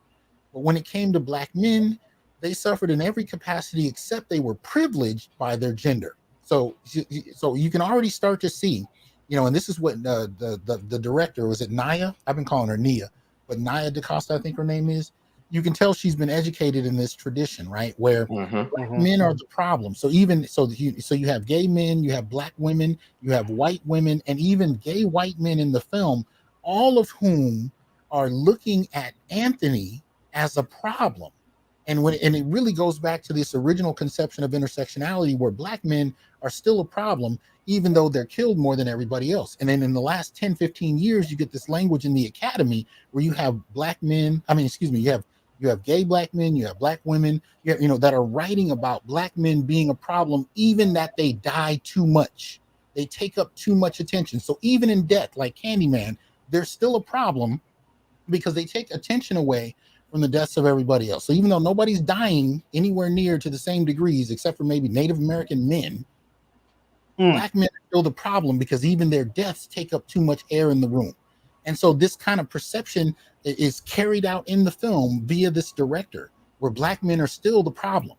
And even the white police officers don't have to be seen doing what they're doing. So that's why I named this video Lynched Candymen, because one, Candyman is not a person. Now, by the time you get to the credits, he represents all black men that have been unjustly lynched, right?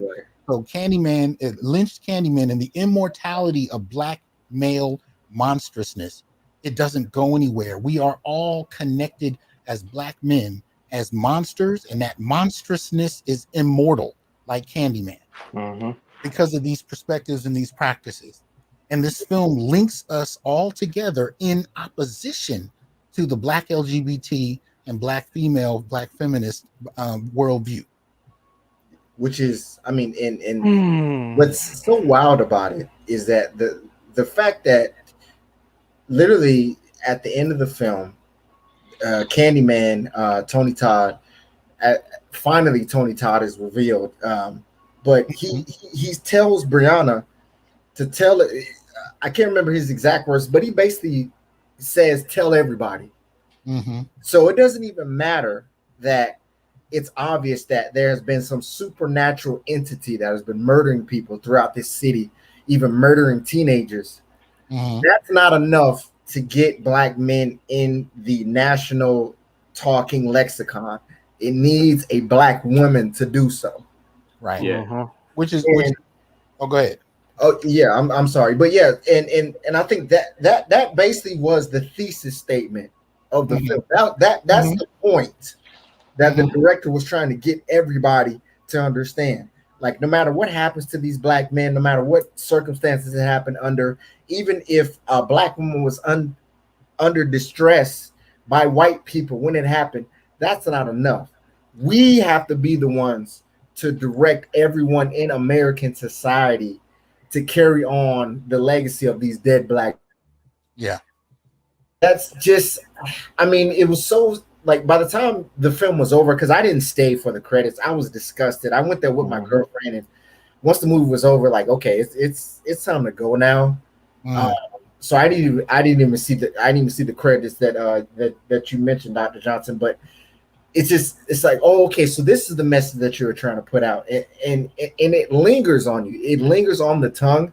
So, but you know, I really wish you to stay to see the credits, because the credits were the final punctuation, and it took the film and connected it to the outside world, so you got to see what they were saying, right? But if we, you know, but you said something interesting a moment ago. You said, you know, in terms of the role Black women play symbolically in this film and what they say. It's interesting to see that, because when you watch the end of the first film, and even they show it in kind of the beginning of this one, it's through Helen. The white woman is remembered as kind of the savior of Cabrini Green, because she does away with Candyman and dies in the fire and saves the black baby. So there's this huge funeral procession of black folk from the hood that come to her funeral to honor her. And so really what we're seeing is the hero transition from a white woman in the first film to a black woman in the second film. But black men, even when innocent, are still the problem, or at least still a problem. And the cops that are killing these black men are just a momentary, you know, inconvenience. They're momentary inconvenience. Thank you. Yes. And you know what the funny thing is with the first one, I even felt that white savior. Yes. And then you had not even just the white savior, but the white savior trope, but the white female savior trope. And now you have this now, especially in this ripe era of feminism, we're seeing the black female savior trope. Because no offense, you have this female director. Now she wants to promote this image of the girlfriend that she's doing this and how the way it's going on. But we're only being used, black men were being used as the pawns for this. You know, the whole Candyman mythos is just the vehicle to be pushed. What I get from this and what I'm seeing from this is just how the way we black men are just the vehicles and the pawns, and we're just seeing how the way the selfishness, the narcissism, and just the utilitarianness that we black men are used from our women, and definitely from society, but definitely from our women. Because even if the character, what's his name, Stephen, right? Or Anthony. Anthony, I'm sorry. Anthony's character, even if he started to do well and started to really do well, it still wouldn't be enough for her, because she wanted power. She not power over him, she just wanted power. And the thing was, she kept him around because he was a part of her meal ticket, but she liked invoking the power. That's why she reminded him that this is my apartment. This is something that we as men, and we just like with the clip that you showed in the beginning with the woman arguing with her husband in the car. She's realizing this is her car and she has an attitude, but she's treating him subservient because it's the car and he's in the passenger seat.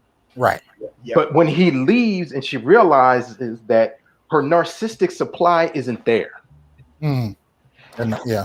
her energy source, her fuel source, like a vampire needs humans and human blood, that fuel source isn't there.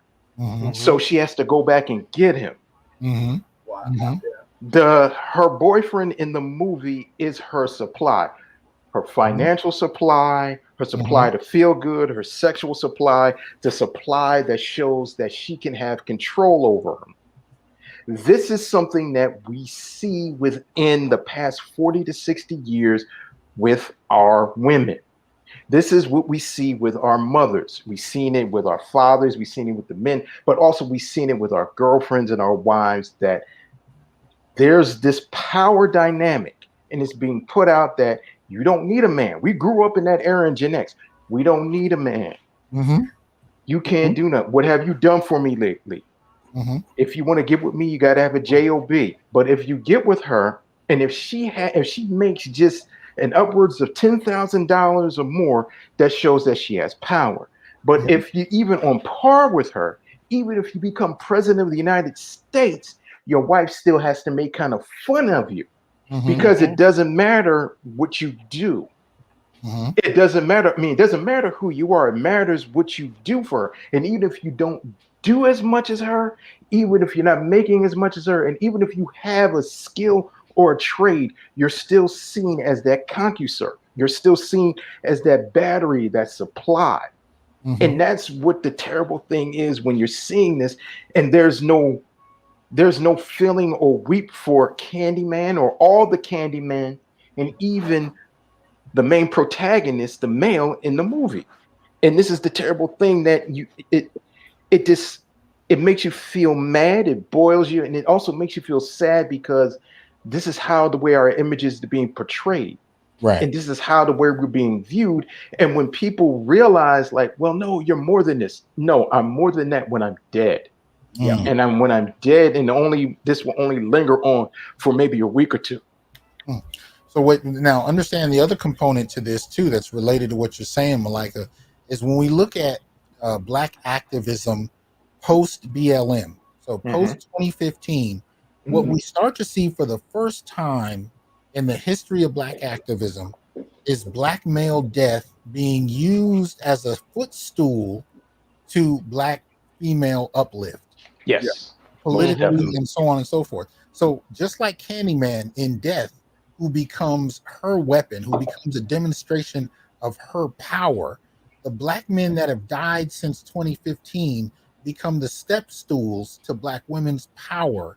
And that transition, even in terms of the executive office, where we see, the Vice President Harris, and all, this is all an extension of what happens when that Black male death is absorbed and used primarily in the interest of Black women's politics. And that's what we've been seeing. So this filmmaker is part of that tradition. She locates Candyman into that tradition. Because here's the other thing. One of the things they talk about is Candyman's phrase, "say my name." Now, in the first film, that's kind of weird. It's kind of whatever. But, post 2015, "say my name" means something different than it did in 1992. Yes, sir. Because we saw the hashtag "say her name." This was something black feminists were pushing, because the subtext was that Black men were dying too much, they were taking up too much attention, and there wasn't enough attention focused on Black women who've been killed. So she kind of brings that, that element to the film, where "say my name" is kind of tangentially tied to, this post BLM or this BLM, post 2015 moment. And so Candyman comes into that as well, and the deaths of those Black men come into that, and it's all kind of framed from this kind of Black female uplift perspective, and uplift in terms of, advancing in political power, mainly through street level activism, BLM, so on and so forth. And we've seen where that's ballooned to in the last year, right? We've seen it not only in terms of the vice president and her election, we've seen it in terms of MasterCard, Visa, what's the name? Goldman Sachs. We've seen the policies that have been developed around advancing Black women and girls, even though, according to the data, it's Black males that are doing worse than everyone. No one cares. Even the women that are advocating for this within these political organizations aren't even talking about their own sons and brothers. They're primarily they will not. on advancing themselves. And that's one of the things you notice in the film when Brianna is sitting at the table at that dinner that Anthony walks away from, right? She's sitting there with the white philanthropist, and he's looking for which artists he's going to support. And she meets the other Black woman who's telling her, yeah, if you come to New York, we can advance your career. I'll introduce you to this network of women that'll further advance your career. Remember that whole little moment, TC? Yes, sir. When you see that moment, the connection with other Black women, it really comes out as this kind of connection in terms of white philanthropy and highly educated Black women, and this connection between the two that relies on, for her advancement, stepping on Anthony as her step stool toward that success. But notice he's not at the table. Now, the suggestion is he's left the table because of himself. He got up and left. But really what we're saying, or what that scene symbolized, is that these forces are operating in their own interests, each one of them. And their interests are connected in that they all exploit Black men Yes. Men don't get to enjoy the fruits of their efforts. And if anything, they're left out of the arrangement. They're not at the table, right? So that's one of the things you notice, that the film is kind of playing with these themes, but symbolically, that's what they represent. You can die and still be a part of her advancement, but you don't get to enjoy it. It's not your apartment. It's not your wealth. It's not your largesse. It's all her. White philanthropists, LGBTs, they all represent this stable, part of the community that have to deal with this ongoing stain of heterosexual Black men that disrupt their lives, their comfort, and their progress, except to the degree to which they're useful. And you know what the funny thing it is? We're such a stain, right? And we're such a blight. But you need our creativeness. Yep. You need our protection. You need us to be the builders of the infrastructure. You need us to protect you. You need us to be anything and everything that you want, or maybe somebody else of another gender or another sexual preference won't do. And you need us to die. Yes. Yeah. There you go. That's the cherry on top. You need us to die. Better do it. That's the thing about it. You better do it. Because that's what you're bred to be, TC. Right. And those are great points. And I just want to just bring up the fact of right before they go to the dinner, Brianna does something to him that is so disrespectful, that is so demeaning, but he has to take it and he has to sit there and eat it. Is that he's dealing with his emotional issues. His arm is almost falling off at this point because his arm disintegrating is a allegory to his descent into madness. He's losing it at this point, but she's telling him about this dinner. She's berating him for being unreliable and not being there as much as he needs to be. And then she literally tells him, "I have this important dinner tomorrow, and you better not fuck this up." She literally curses at him. Yeah. And here's the thing about it, and it made me so upset when I heard it. I'm not gonna lie. All the Black men in here, y'all understand when a Black woman curses at us, that means something. Yep. That really, she is really digging into you at that point when she goes into the curse words. And the fact that Anthony's response was basically just swallowing it and saying okay, just further, you know what I mean? It just further solidified the fact that this is in a effete Black male. But the fact that they made sure to say, look, out of everything that's going on with you, when it is time for a Black woman to be promoted and to be put on a pedestal, forget everything else that's going on with you. You got one thing to focus on, and that is it. That is what you need to focus on. And here's the thing. Don't forget, this is coming from a woman that literally watched her father tortured and failed as an artist, jump out of a window and kill himself. So as her boyfriend is losing his mind, is her response to empathize? Is her response to say, we need to go get counseling? You clearly need help, not only counseling, but medical help. Your damn arm is falling off. Is her response anything like that based on what she's witnessed? She, of all people, should know how delicate, especially a Black male artist who's not successful at a given moment. She would, better than anybody, would know what that can lead to. She offers none of that empathy. As you said, TC, her response is, don't fuck this up for me. Because she's worried about her own progression. She's worrying about her excellence. She's realizing, because think like she said, don't fuck this up. Meaning like, don't mess this up. This is my opportunity. This is my shot to get me to the moon. You are that right thruster on the rocket ship to get me to the moon. Don't you fail me. And this is why she doesn't even talk really about her father's pain. She talks about how his absence hurt her. Understand the difference. There's a critical difference between, oh my God, what was he going through that would make him want to take his life. There's a difference between that and he wasn't here for me. Mm-hmm. Those are two separate things. And you're justified in feeling both if you've gone through that. But if you don't have enough empathy for your father to wonder why and what he was going through that would make him commit suicide, and then you get with a black male that is in every way we can see a representative of the father that committed suicide, and you have no sense whatsoever about what he's going through, and not even an attempt at trying to understand. Right. She doesn't even attempt to understand. Yeah. And it's just this complete apathy. Yes. Of the mental state of black men.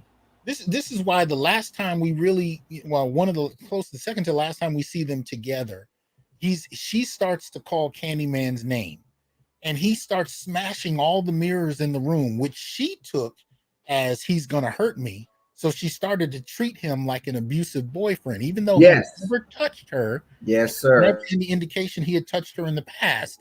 But what you actually saw in that scene is he was breaking the mirrors to protect her.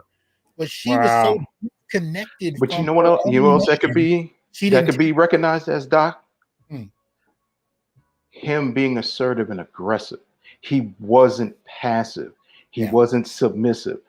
See, when you as a man, but especially as a black man, take the initiative of being aggressive, assertive. I'm not saying being aggressive in a violent or volatile way, just being aggressive. Now you're seen as a monster. Now you're seen as a threat. No, and now you're seen as a problem. Yeah, and you raise a good point.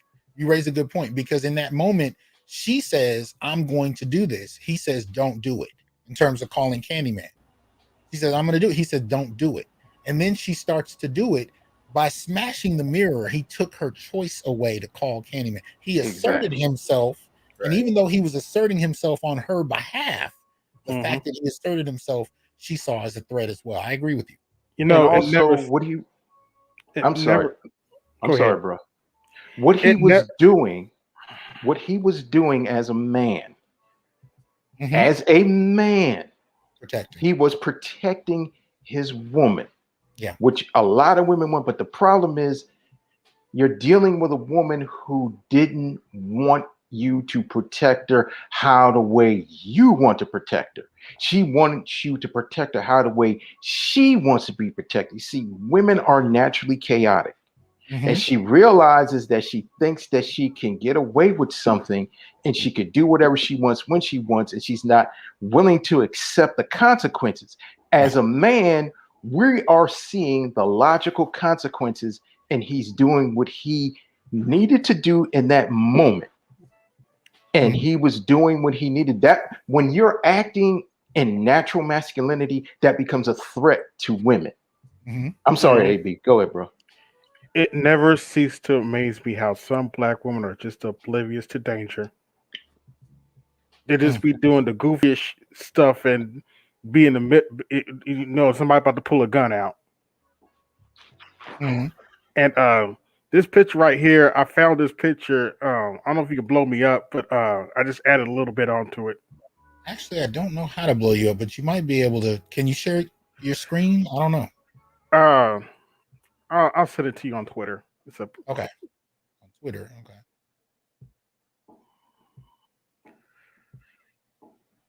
But based on what I've heard, this film is brought to you by Me Too.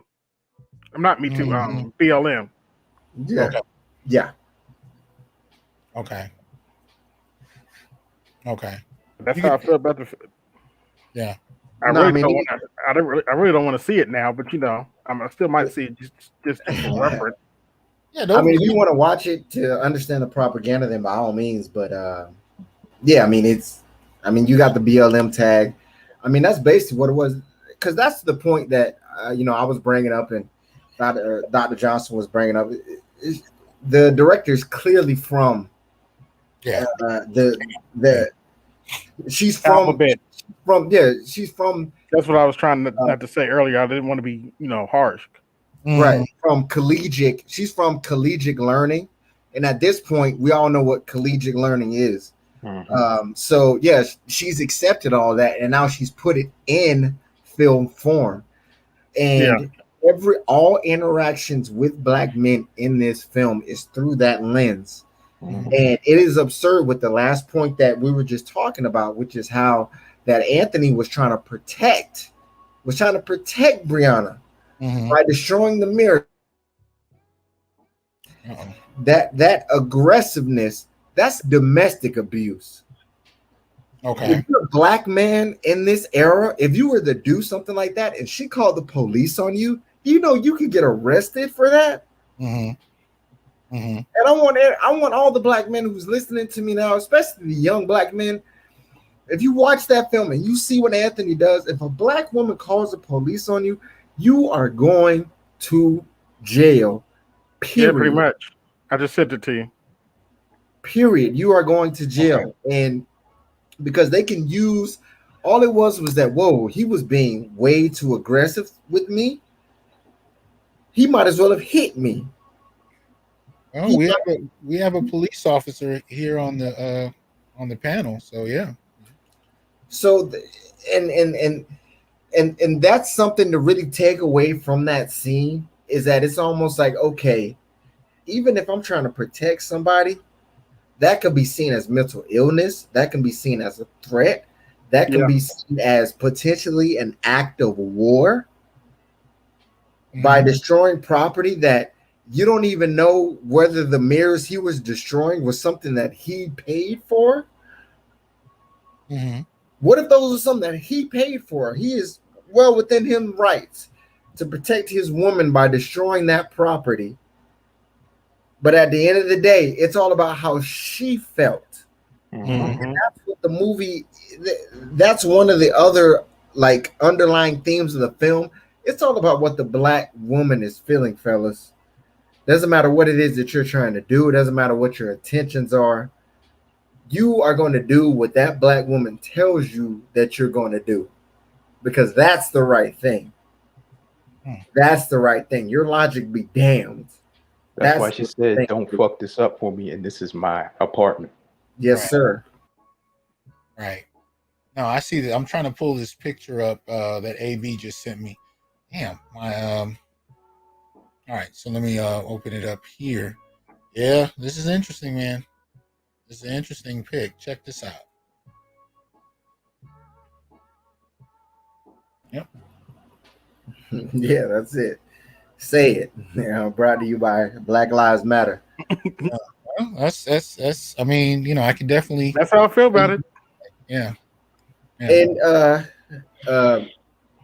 Dr. Johnson, the thing that was most alarming to me, the thing that made me really, want to make sure I put my review out on Twitter, is that the movie theater I went to, I was in Louisiana when I saw the film. I was in Louisiana.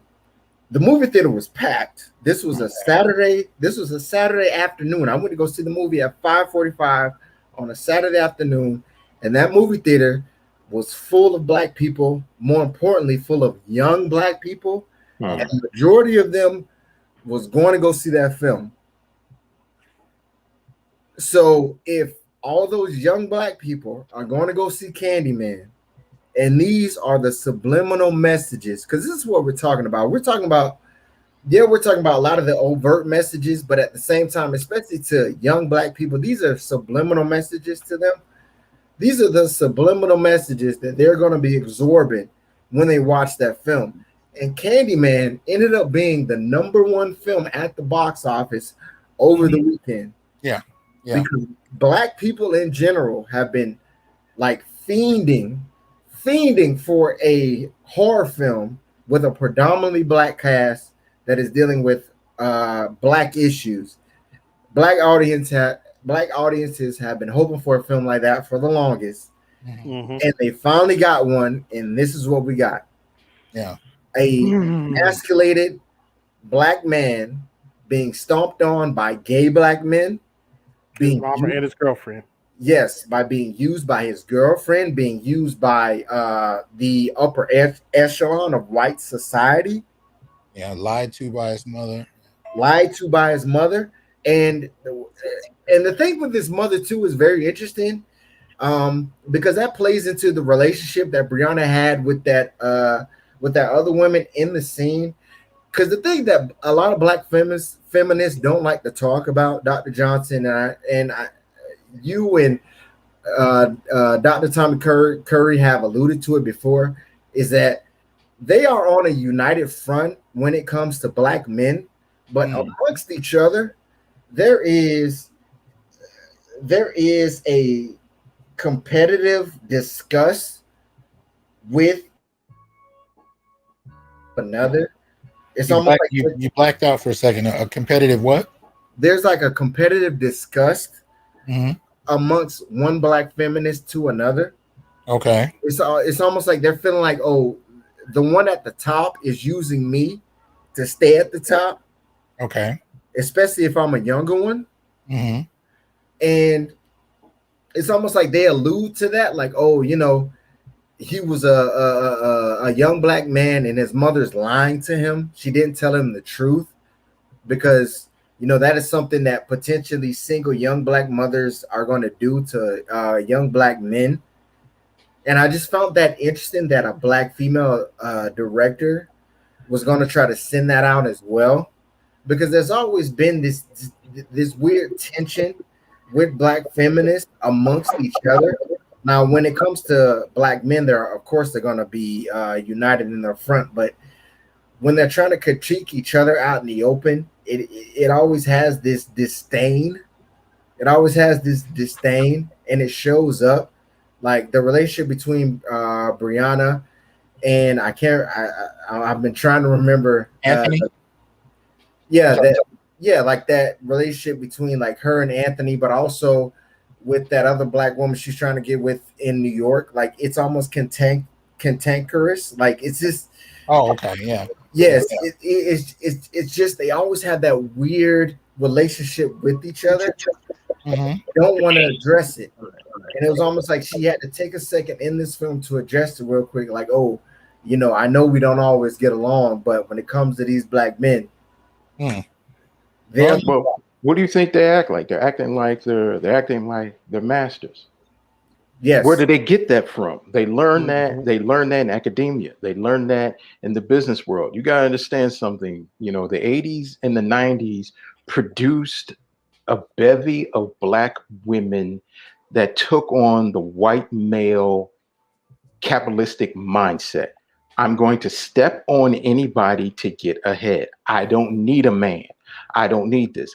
If I'm making an upwards between 5 or 6 digits, I'm good. I don't need that. And if I got to step over this other woman to get ahead, it's cool. Hey, sister girl, I know we cool. Okay, we can fight and unite against these other men. But if it's these two women fighting for the same position, it's blood sport. This is what they've learned from white men. This is something that they understand, that this is what they have to get ahead. I will use anybody. I will use anything. I will use my sexuality. I will use my man. I will use my children. I will use anything. I will use the political system. I will use the law to get ahead and to get what I want. But the problem is, what black women are realizing, you're getting sucked up into a system that is supposed to destroy you. This is all by design. What this movie is showing, if you took out the Candyman element, if you took out the horror element, this could be a movie that you would just basically be projecting the problems between black men and black women. We covered all from how the way his mother lied. If it wasn't the situation that he was chosen by this evil spirit, he could have been a product of a rape, or he could have been a product of his uncle. His mom he could have been an incest child and has been lied to all his life.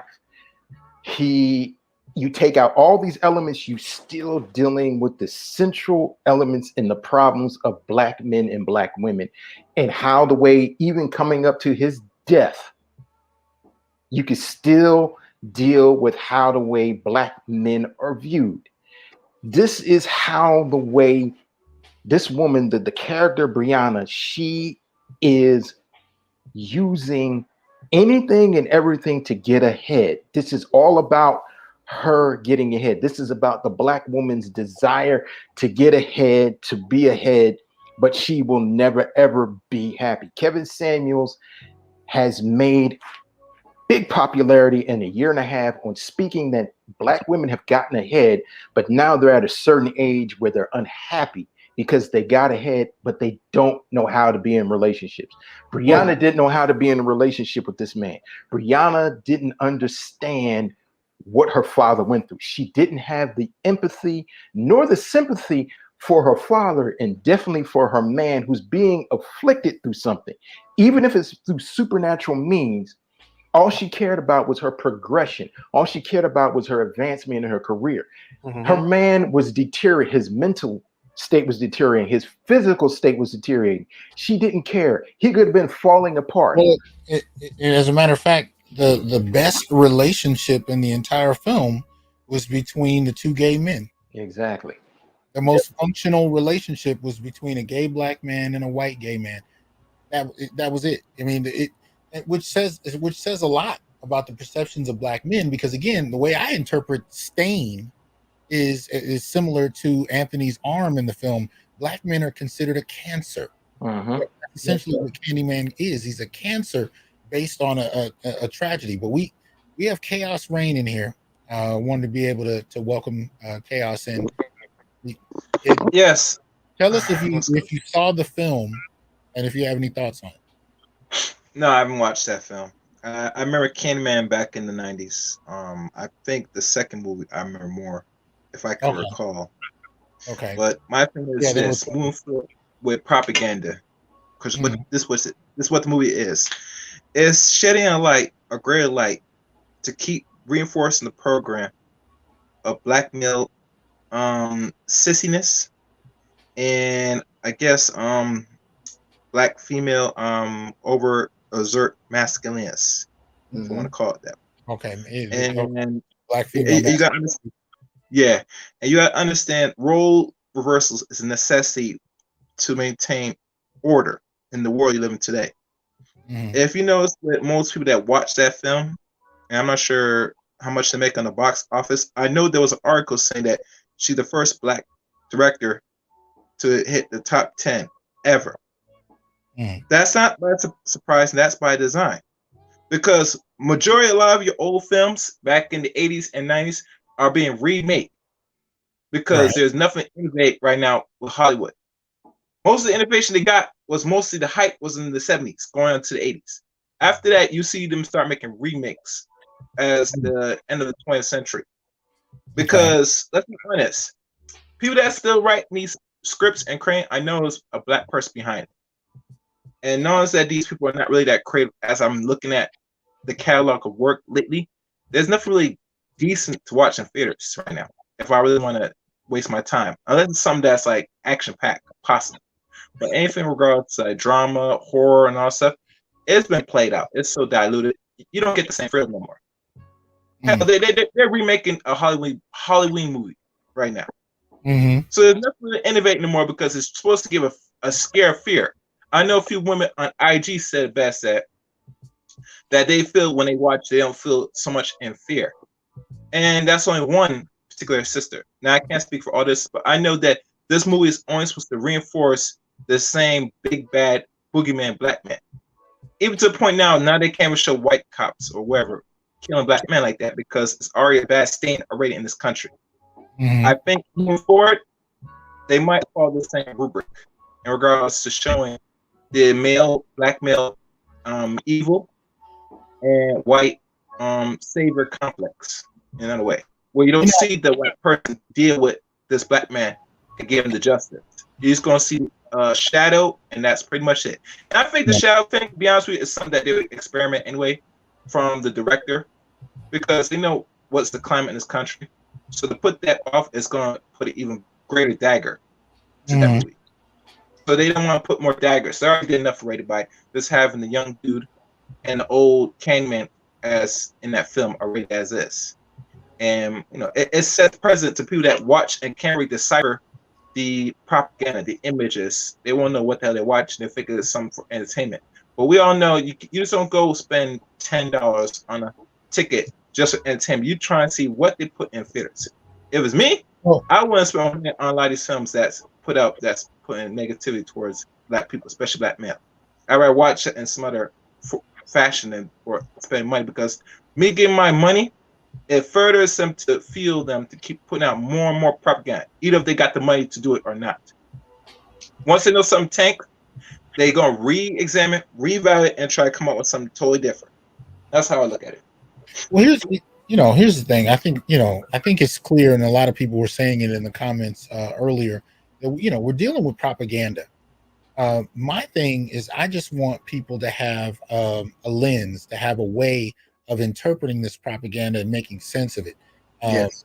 Especially in this current era, because there's a kind of zeitgeist, the spirit of the moment that kind of takes place, and we need to be able to explain and understand it for what it is. So if you take the Halloween movies, the reboots that they're doing now, really what that is the ascendancy of white feminism over white men, right? If you look at that film, because remember, if you go to the original one from the 70s, Jamie Lee Curtis's character represented this youthful kind of feminism in the 70s. Well, in this one, it's her character, her daughter, and her granddaughter, and they're all fighting Michael Myers. I mean, and if you watch the film, you see these little feminist moments and statements, that kind of take place, and the girl leaving her boyfriend because he disrespects her. All of these are narratives that are being played out. And so what you're seeing is the attempt to reascend 3 generations of white feminism against the brutality of white men. This is the symbolism behind Halloween. Candyman, in the original, again, we're dealing with a Black character written by a white man in a horror genre. Candyman had to do with this potential relationship between Black men and white women, and the titillating, dangerous nature of it. This is a trope they've been playing with since slavery. The reboot, it's both a reboot and a sequel, really. This current one that's out juxtaposes white women in the narrative with Black women. And so now you have Black feminists that are coming in this post BLM moment. They're bringing in this protest movement culture in a way. They're bringing in intersectionality, all of which is positioning heterosexual Black men against the rest of the community, right? As if heterosexual Black men, like Michael Myers in Halloween, are the problem. And even when they are innocently killed, because Michael Myers is not innocent. Even as a child, he kills his family. You know what I mean? He's not innocent. Candyman and all the men that comprise Candyman are all innocent Black men. And yet, despite that, they are still a problem for, the LGBT community, the feminist community, in the Black community. That Black men are still a problem, which is why what TC said earlier was so key. Anthony was a problem before he was Candyman. Mm-hmm. He was a problem before he was Candyman, and he was a problem after, just like all the others. But when you look at it, they were effectively Emmett Till. Yes. Yes, So sir. since when does Emmett Till get positioned as a monster that terrorizes his own community? You know what I find what the problem is, Doc? You know what I find what our problem is? The problem is that we exist. Exactly.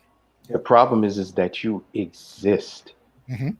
Mm-hmm. And the thing is, it trickles down to the point where I remember BGS said, the biggest problem is that we were never ever supposed to not get up out of slavery. Mm-hmm. And the biggest problem is now that the white folks can't just come and exterminate us right off the back. So they have to come up with machinations and other ideas to do it. So they'll use our women, they'll use anything to try to do it. They use the media. But when it comes to the point with our women, they're even, like I said, they're taking on the mindset of the white man, but they're realizing we're just mad because you exist. Your image still exists. Right. The problem is that the one thing you got to understand, masculinity and femininity are two things that's supposed to exist in the world. Masculinity is supposed to be over femininity because it is supposed to lead. That's how the way the creator intended. But the problem is, even feminists and even people of other genders realize that. The problem is that if it's existing in its natural state, it's still a problem. That's why. Well, but also understand how it gets upended. You know, when we talk about second wave feminism in the mid 20th century, second wave feminism comes in with this new narrative, right? That white men are their biggest problem, and really, they're using abuse, they're using rape, they're using murder as the narratives, but really, what it really comes down to is a competition between white women and white men for power. And white women are saying, and they've been really saying this since the 19th century, but it really comes to a head in the 60s and 70s. They want power, and white men are in the way. White men are not allowing them to operate on the same level. So this is a family fight that they're going through. The issue with masculinity and femininity that we're grappling with is that moment where white women establish a route to power, a route to middle and upper middle class life through positioning men as the primary antagonist against women. And so when you have black feminists that are appropriating that narrative, they're appropriating that blueprint. They are learning from white women. If I take this position that my man and I are against each other and he is my biggest problem, I can now align myself and take advantage of the opportunities that white feminism is producing. So really what we've seen in the last 6 decades is the internalizing of these feminist principles as a route to advancement. And that's what we see even now. The latest generation that we see taking the reins over this film and starting to produce films themselves, like Nia DaCosta, if that's how you pronounce her name, is to take that paradigm of white tension between men and women and really female victimization and apply it within the black community, especially post 2015, where you have this BLM narrative that is rooted in black women being able to appropriate black male deaths for their own political advancement. By mixing all that together, what they're able to do is take that blueprint that they appropriate from white feminists and take it to another degree. And this is what we see in the film. Now you have, the LGBT community and the feminist community aligning themselves, because understand, LGBT, that narrative was doing the same thing that we saw with the feminist narrative. Because now you could have, because you had white gays and lesbians who are saying, look at all of these oppressive heterosexual men that are hurting us.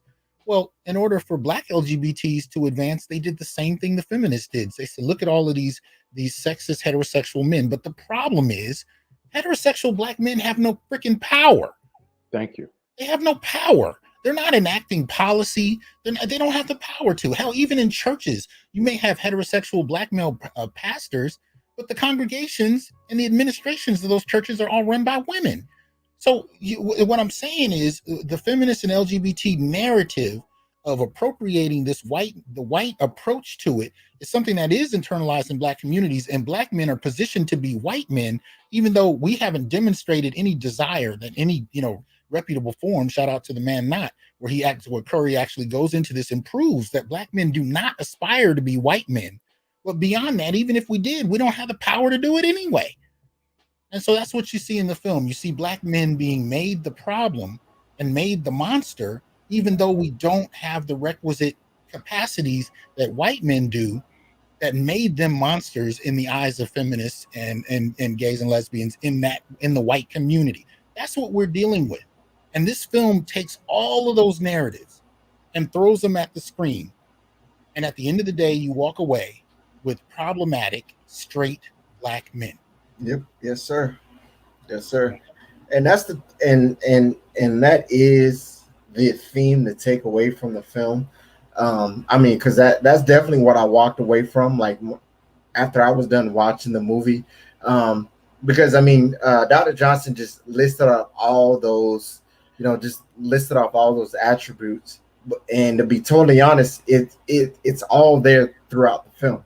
Yeah, it is. Literally every single thing that he just mentioned is there throughout the film. It's all saying that about straight black men from the beginning.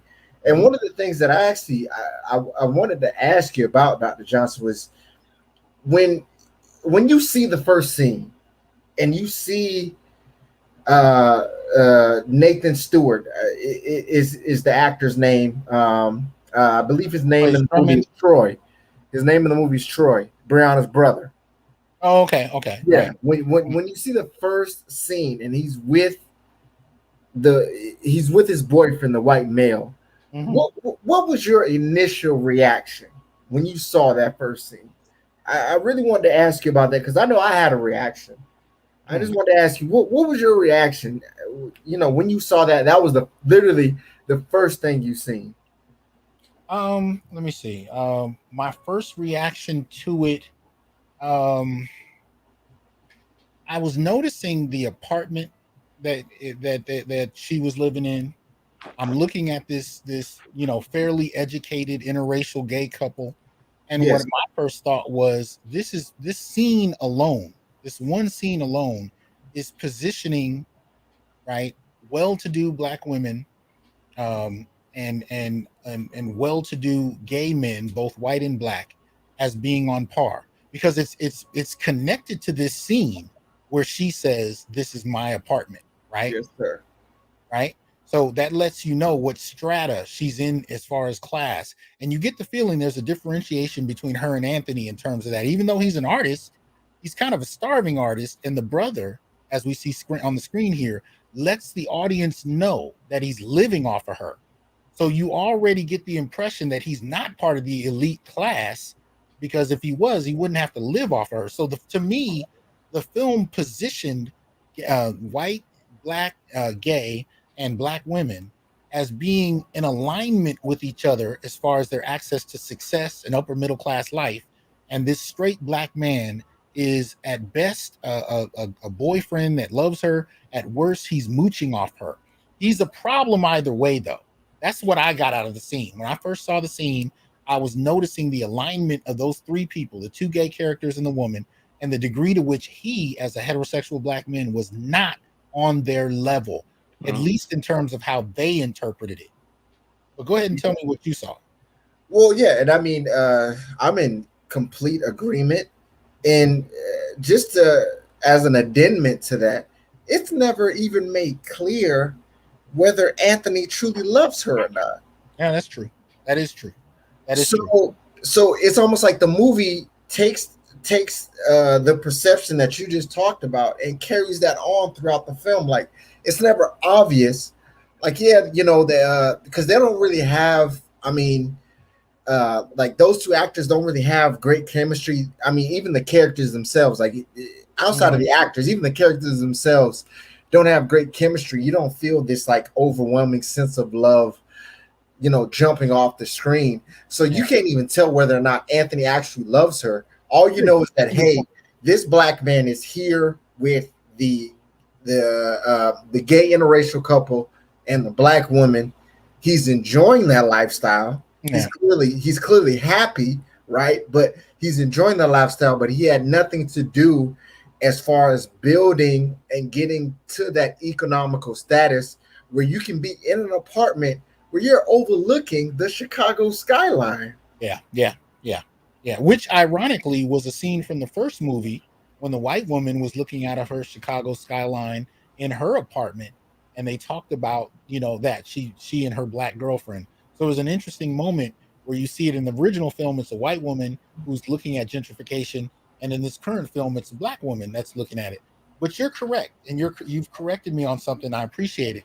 You pointed out they didn't necessarily show that Anthony loved her. I learned to interpret that because they didn't show that he didn't. In other words, he wasn't abusing her. He wasn't cheating on her. So we learned to process that as he must love her, because usually we ain't shit. So right. The fact that he wasn't doing any of those things must mean that he loved her. But you're right. They didn't necessarily show a love between them. If anything, their relationship was real lukewarm the whole time. There was nothing, that really showed these two people as, you almost didn't even care by the end of the film.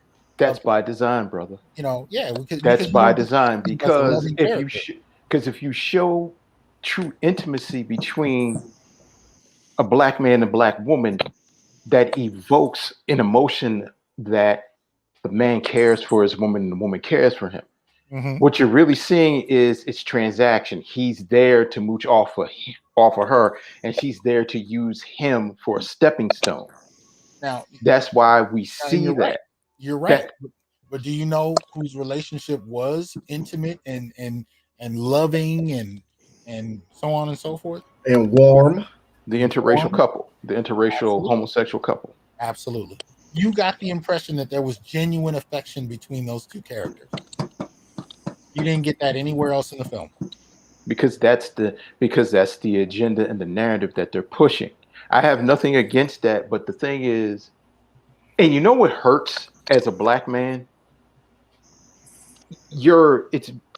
I don't care what you're trying to show, but when you're raising something up like that relationship, but then you're downplaying the relationship of a black man and a black woman, that's what cracks me up. And at the same time, you're making the black man act effeminate and to be totally emasculized by his woman, by the people around him, and just by the way the whole story is. It's totally to degrade him. He doesn't have it. Like you said, he's running away if he sees himself, the reflection in his mirror, because he's being possessed, or he's seeing himself being transformed into this monster. Yeah.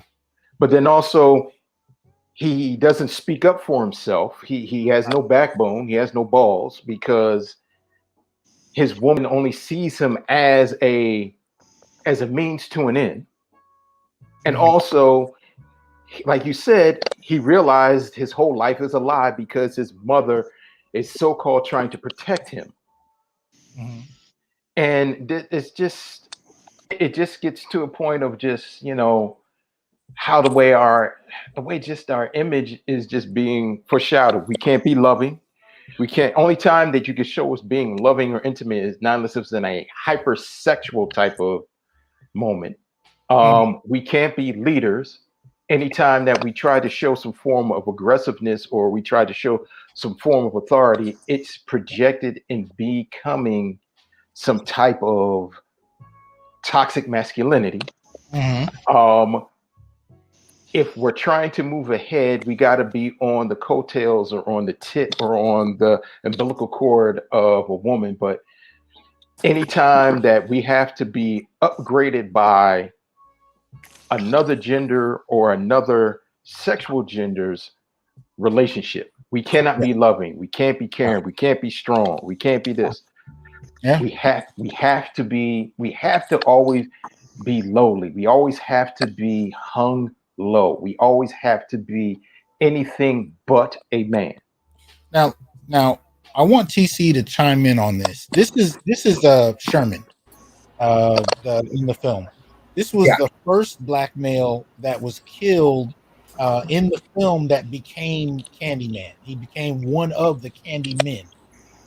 He was living in the wall. You can barely see it behind him. There's a kind of hole in the wall, and he was hiding in the walls. And he was coming out. And this is a scene where he's actually giving candy to a young Burke.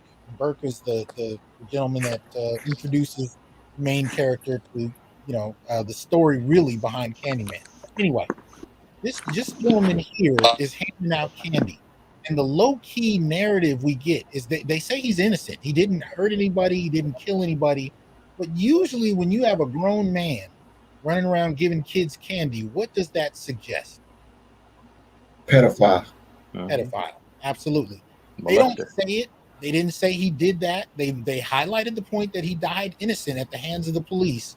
But what we get from this, especially, internal to the black community, if this guy's running around giving kids candy, he must be a pedophile. So there's this kind of narrative where even though we don't have evidence that he did something, there's still a way that he's kind of tied to a serious kind of black male dysfunction in that he's willing to do this. And, we get the impression that he's got some issues mentally that he might, he's on the spectrum, but we don't know. That we're not told. Right. Even in his innocence, he's tied to something dysfunctional just because of what he's doing, even though we don't see anything problematic. Right. And what the movie is trying to say at that point is that ultimately it doesn't matter whether we see it or not. His actions are saying enough. Yeah. This is a potentially dangerous black man. Yes. Because you see the hole in the wall, and what this picture is not showing is that he literally walks out of that hole to give the child the candy. Yeah. So I mean, there's so much imagery and just so much allegory you can take just from that moment. Yes. Of him walking out of that wall, giving the child the candy, and he's laughing as he does it. You see the smile right now on that image. Yes. See the smile. So what you can interpret is that if that child takes that candy and there's nobody else around, if there's no police around to protect that child, he's going to take him in that wall and have his way with him. And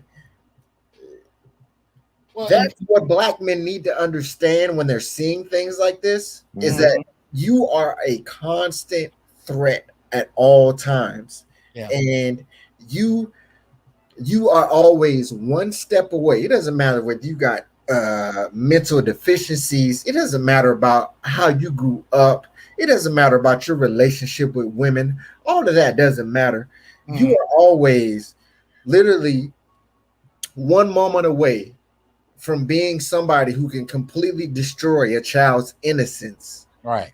And that's what that scene was signifying. He deserved to get shot because you don't know what he was going to do to that boy before that young child started screaming. Sure.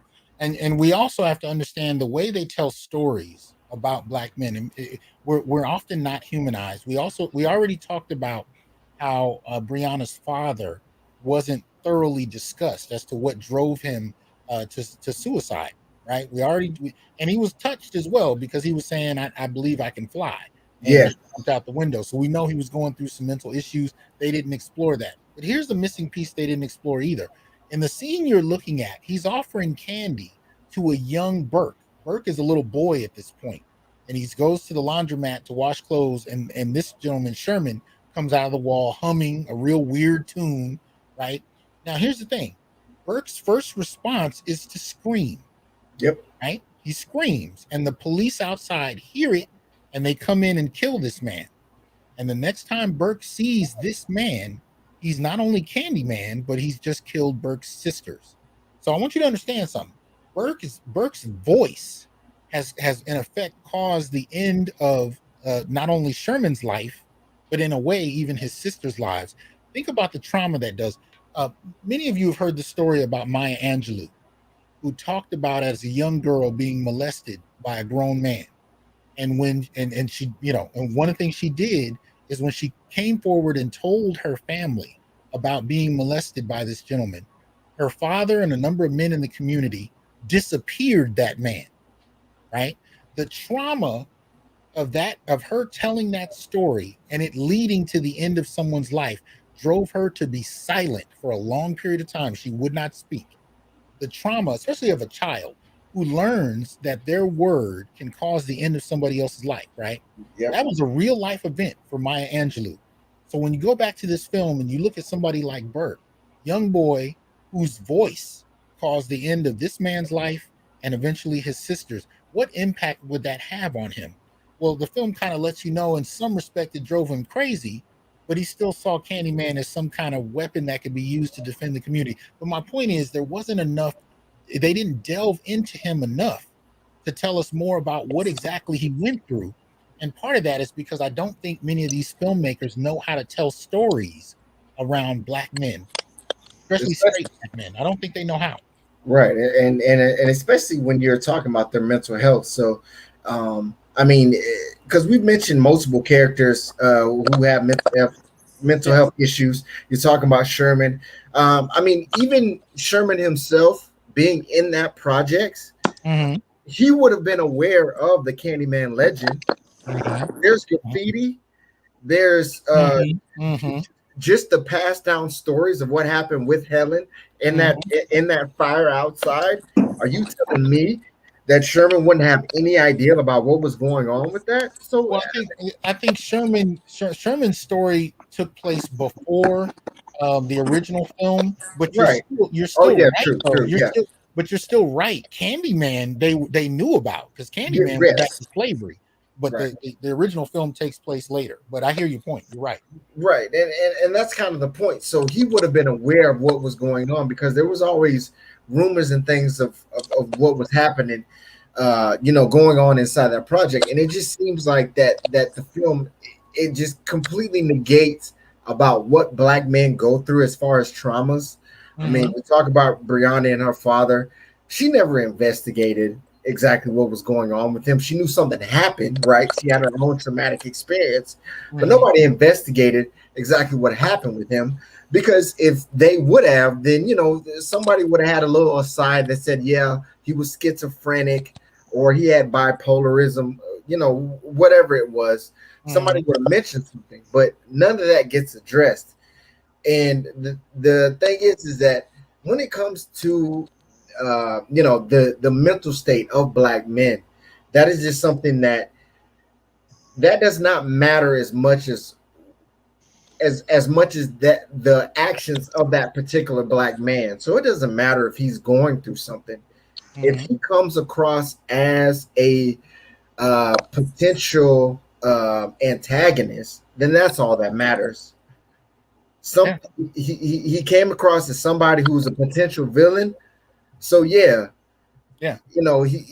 going to get murdered by the police, So, and that is just like a theme that comes across in pretty much the entire movie. I mean, even talking about the original Candyman. I mean, if we're to be totally honest, I mean, the original Candyman is kind of, I mean, that says a lot about Black masculinity. But yes, it does, or at least white perceptions about Black masculinity. Yes. In the hook, right? That can be seen as a phallic symbol. I mean, that can be looked at as a phallic symbol. The bees can be looked at as sperm. I mean, if we're being totally honest, we know what the origins is about.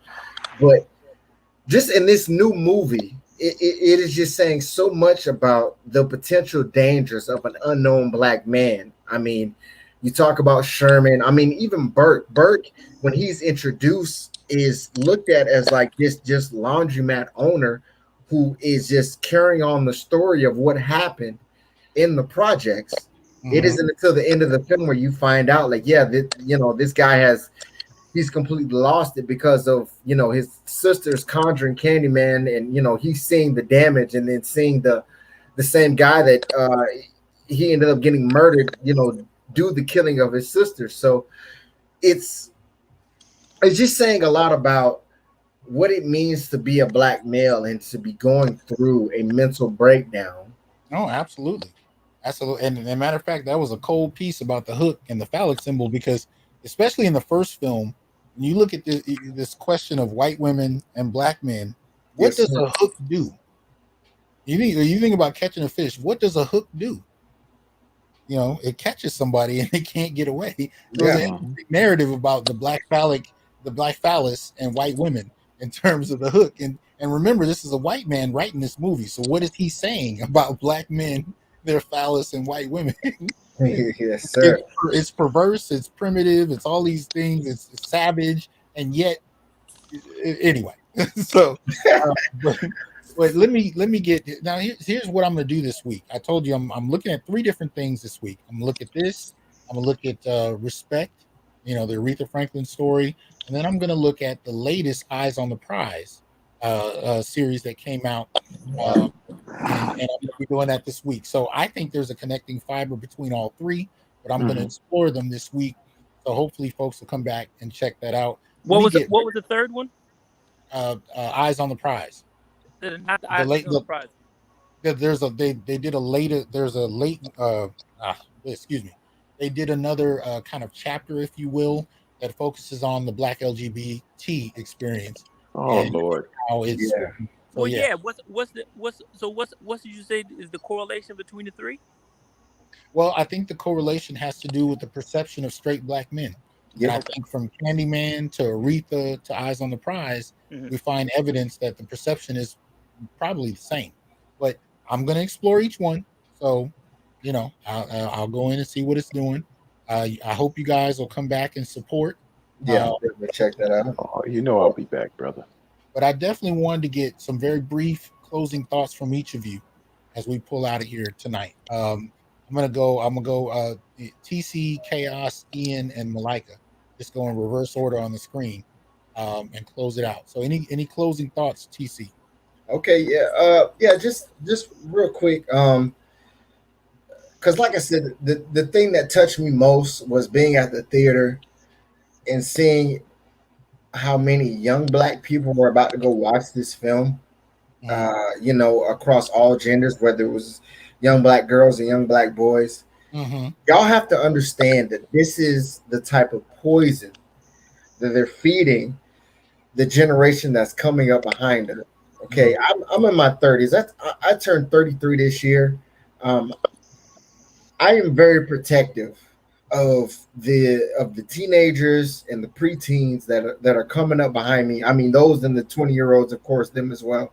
Don't want to forget them. But out of all of them, I'm very protective of them, and I don't want them thinking that the image of straight Black men that they see in this film is the expectations that they should have for a heterosexual Black man in the natural world, because it's heterosexual Black men. We're supposed to be protecting families. We're supposed to be protecting those around us. We're not supposed to be folks that are turning our backs and running away. We're not supposed to be folks that are supposed to be stomped on by the dominant society, or our dead Black bodies used as an apparatus to further somebody within our own skin color's agenda. We're not supposed to be doing that things. And at every moment that we can, we're supposed to be speaking out against those kind of agendas. And I just want anybody that's young, young and Black, to reject movies like that, to reject any kind of movies setting that image of straight Black men. Want to do the work and want to protect those younger than us to do that and stick with that. And I just appreciate you having me on, brother. Hey, I appreciate you coming up. Send me your Twitter link to your review, and then we'll go through. I think I read your review, but I want to make sure. So send it to me on Twitter if you can. Okay, yeah, I'll do that right now. Matter of fact, sir. All right, appreciate it, brother. Okay, brother Chaos, you give us your thoughts. In closing, there are gonna be many more movies like this. As you know, if a Black female director is getting praise and a lot of accolades from this, you know there could be more to come. I expect more remix of old movies that deals with Black people that was partial in the 90s. I can't name all of them because I can't remember most of them anyway, but I wouldn't be surprised they start remaking some of those real classic ones, like Love Basketball. Any of those big movies that even Love Jones. Okay, they can easily remake those and retwist it the way they want to see fit. Easy now, because this got attention. Well, I mean, it's doing good in the box office now, but I'm not sure how well it's going to do in the coming weeks, because let's be honest, they have channels like this now that's breaking, deciphering the code of this nonsense. So I was surprised, to be honest with you, Dr. Johnson, that they should release this in October, but because of so much pushback, they decided to draw it out as soon as possible. Yeah, in the end of August, which it makes sense to a degree, because they don't want no other horror films to compete with that. So they did that almost a month in advance. Yeah, I hear you. Thanks a lot, brother. I appreciate it. And brother Corvus in the comments is correct. I would put this in line with the Harriet movie as a hit piece.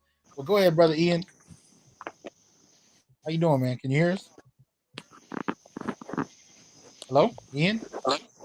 Oh, okay. Yes. Hey, man, my thing is that the imaginations, that are running wild with women are in our everyday lives. Like you have these swirlers talking about they've had experiences of where Black men are hating on them and don't want to date them and so on and so forth. But the reality is that Black women's relationship ideals or ideas about relationship reflect their politics.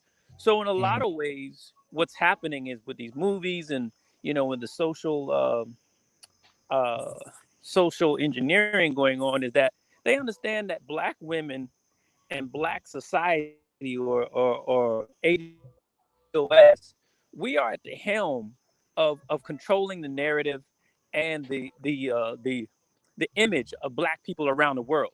So what's happening is they have to keep the pressure on us in here in America, especially here as ADOS men, is because we are the linchpin to control and dominate Black men around the world. So if they can get our women to dominate and control us with this narrative, thus they're able to do that, and take this across, across the world, like in Kenya, where, they have exploratory grants, and almost to the million.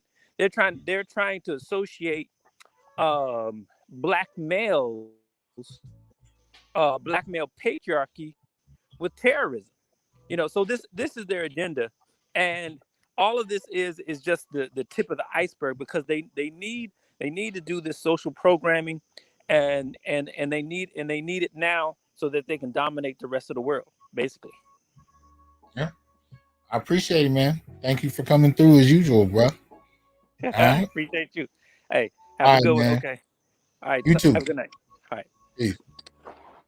Brother Malika, falls to you. Your closing thoughts, sir. This is something that we need to be careful with, especially Black men, and especially young Black men. And it was very, very cool and crucial because you took your son to see this. You took your teenage son, and I'm pretty sure you had a discussion with this. Oh yeah. I just created a terminology with movies like this. Is called, I coined it, Black feminist propaganda porn. Yes. And you can take that, brother. You can take that. But with this Black feminist propaganda porn, men, if this doesn't evoke something into you, because I haven't seen it. And when you're just talking about it, and we're having discussions like this, and we're having forums like this, and we have platforms that we need to talk about this, because our minds are being open and our minds are being seen how the way that, to quote Dr. Curry's book, we are the man not. And with these, with the media now, it's pushing the image of the Black man even more. And when we see movies like this, we got to speak on it, but also we got to have a side eye. And also we got to say, no, I don't like this. And even if somebody is going to tort and I'm going to say, I said, no, I don't. I'm not against the actors are doing. They're actors. It's work. It's just like back in the 70s when Pam Grier and Fred Williams and Isaac Hayes did these blaxploitation movies. It's work. And I can't knock somebody for making money. But at the same time, this is the image that is being put out, especially of heterosexual Black men. Right. The image that is being put out, and the image of us is being crushed. And we have to speak about against this, but also as men, Black heterosexual Black men, and men that have children, and men that we have forums speaking on this, we got to speak on it. We got to say, this is some bullshit. Yeah. And this is some real bullshit. Yeah. And this is not how the way we are. And when we break it down, we peel the layers of the onion of this movie, and all of us on this panel spoke about this, and we're pulling things out of how the way it's affecting us. And here's the thing, the effect of how the way it's making you as a heterosexual Black man, as a Black man, that certain images are being pushed out against you, and just the subliminal messaging and the overt messaging. Yeah. That's something that we have to speak out, and we have to really, really, really want to put an end to the drama. Yeah. Well, man, not only do I agree, I hope you have the time to come back through on some of the other subjects we're going to catch, because you're absolutely right. We have to call this out. So I appreciate you coming through, man. No problem, bro. Thank you for having me. And I brought you up in my interview with Valdez. So when I post that, look out for that, because you had to bring you into that. So okay, brother. I appreciate that. Man. Take it easy, man. All right. All right. Well, I appreciate you guys sticking with me tonight and going through this, because as Malika was just saying, I think it's incredibly important that we not only develop a vocabulary for how to communicate Black men's experiences, and yes, heterosexual Black men's experiences at that. I think it's also necessary, and this is why I do these Black Masculinist film reviews. It's important for us to actually learn how to break down and articulate what our issues are with these kind of things. And I don't care if you're talking about in classrooms or sitting around the table at dinner having discussion with family. We have to be able to articulate what these issues are in their presentation, because you'll be surprised how many folks will go watch these movies and look you dead in the eye and say, I don't know what you got a problem with. I didn't see a problem. I didn't see anything disrespectful. And this can come from, anyone, even other Black men. So at the end of the day, we have to actually learn how to talk about this so that we can actually draw this out and pull it out into the mainstream and say, look, this is problematic and this is why. These are the myriad of issues we have with how Black men are being represented. And I think it's important we do that. So I appreciate you guys hanging on, especially if you look at the few channels that we have for even independent Black film. Last time I looked at it, it was I was looking at BET, I think it was BET Her. I was looking at TV One, and you see a lot of independent Black films, but they're all tailored to Black women. So even there, now Black men have never stopped making film. We have an independent film tradition that goes back to the 1950s, but where we actually get to showcase that is a problem. And when even the channels, the limited channels we have, are primarily targeting women, and you're seeing that across industries, targeting women, and it's understandable because women, spend a lot of money on, they spend a lot of discretionary funds on all kinds of consumer goods. So I understand why they watch more TV, they consume more media, they purchase more goods. I get it. But at the end of the day, it's having a debilitating effect on Black men, especially. And so we got to be able to talk about what these issues are. We have from scenes and how things are written in screenplays to larger societal critiques, even going into, of course, politics and so on and so forth. We got to be able to develop this vocabulary. And that's what I'm dedicated to here on the Onyx Report, as well as in my work, as a Black male studies scholar, building up this information and being able to, extend it out so other brothers can contribute, and we can actually come to a critical mass. So anyway, appreciate you guys coming tonight. Look out for, like I said, the next thing I'm going to do, because I think I might do it tomorrow night. I'm going to watch Respect. And then after that, I'm going to go ahead and watch Eyes on the Prize, the latest one. I think it's Eyes on the Prize, Hallowed Ground, which deals with addressing the absence of LGBT in African American history. But I can't speak on it for real. I haven't watched it yet, so that may or may not be the focus. I think that's what it is. But I'm going to watch all three and give you guys some comments and hopefully get some feedback from some of you.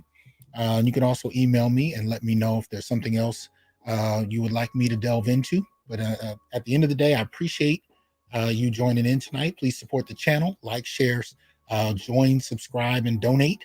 And other than that, y'all have a good night. See y'all soon. I am here to tell you, brothers, we are not criminals by birth, perennial rapists, incapable intellects, man-children, sperm donors, child support wellsprings, success objects, walking phalluses, ATM machines, lottery tickets, unintelligent henchmen, valueless assassins, pro bono mercenaries, unpaid bodyguards, interchangeable stepfathers, child discipline proxies, unpaid repairmen, workhorses, emotional tampons, or any other socially accepted dehumanizing stereotype. We are thinkers, inventors, innovators, leaders, fathers, and men. Embrace your humanity, know your worth, and extend your time, attention, and resources only to those who genuinely respect you. And remember, your worth is not defined by meeting other people's narcissistic and selfish and unrealistic needs. You define your worth. Peace.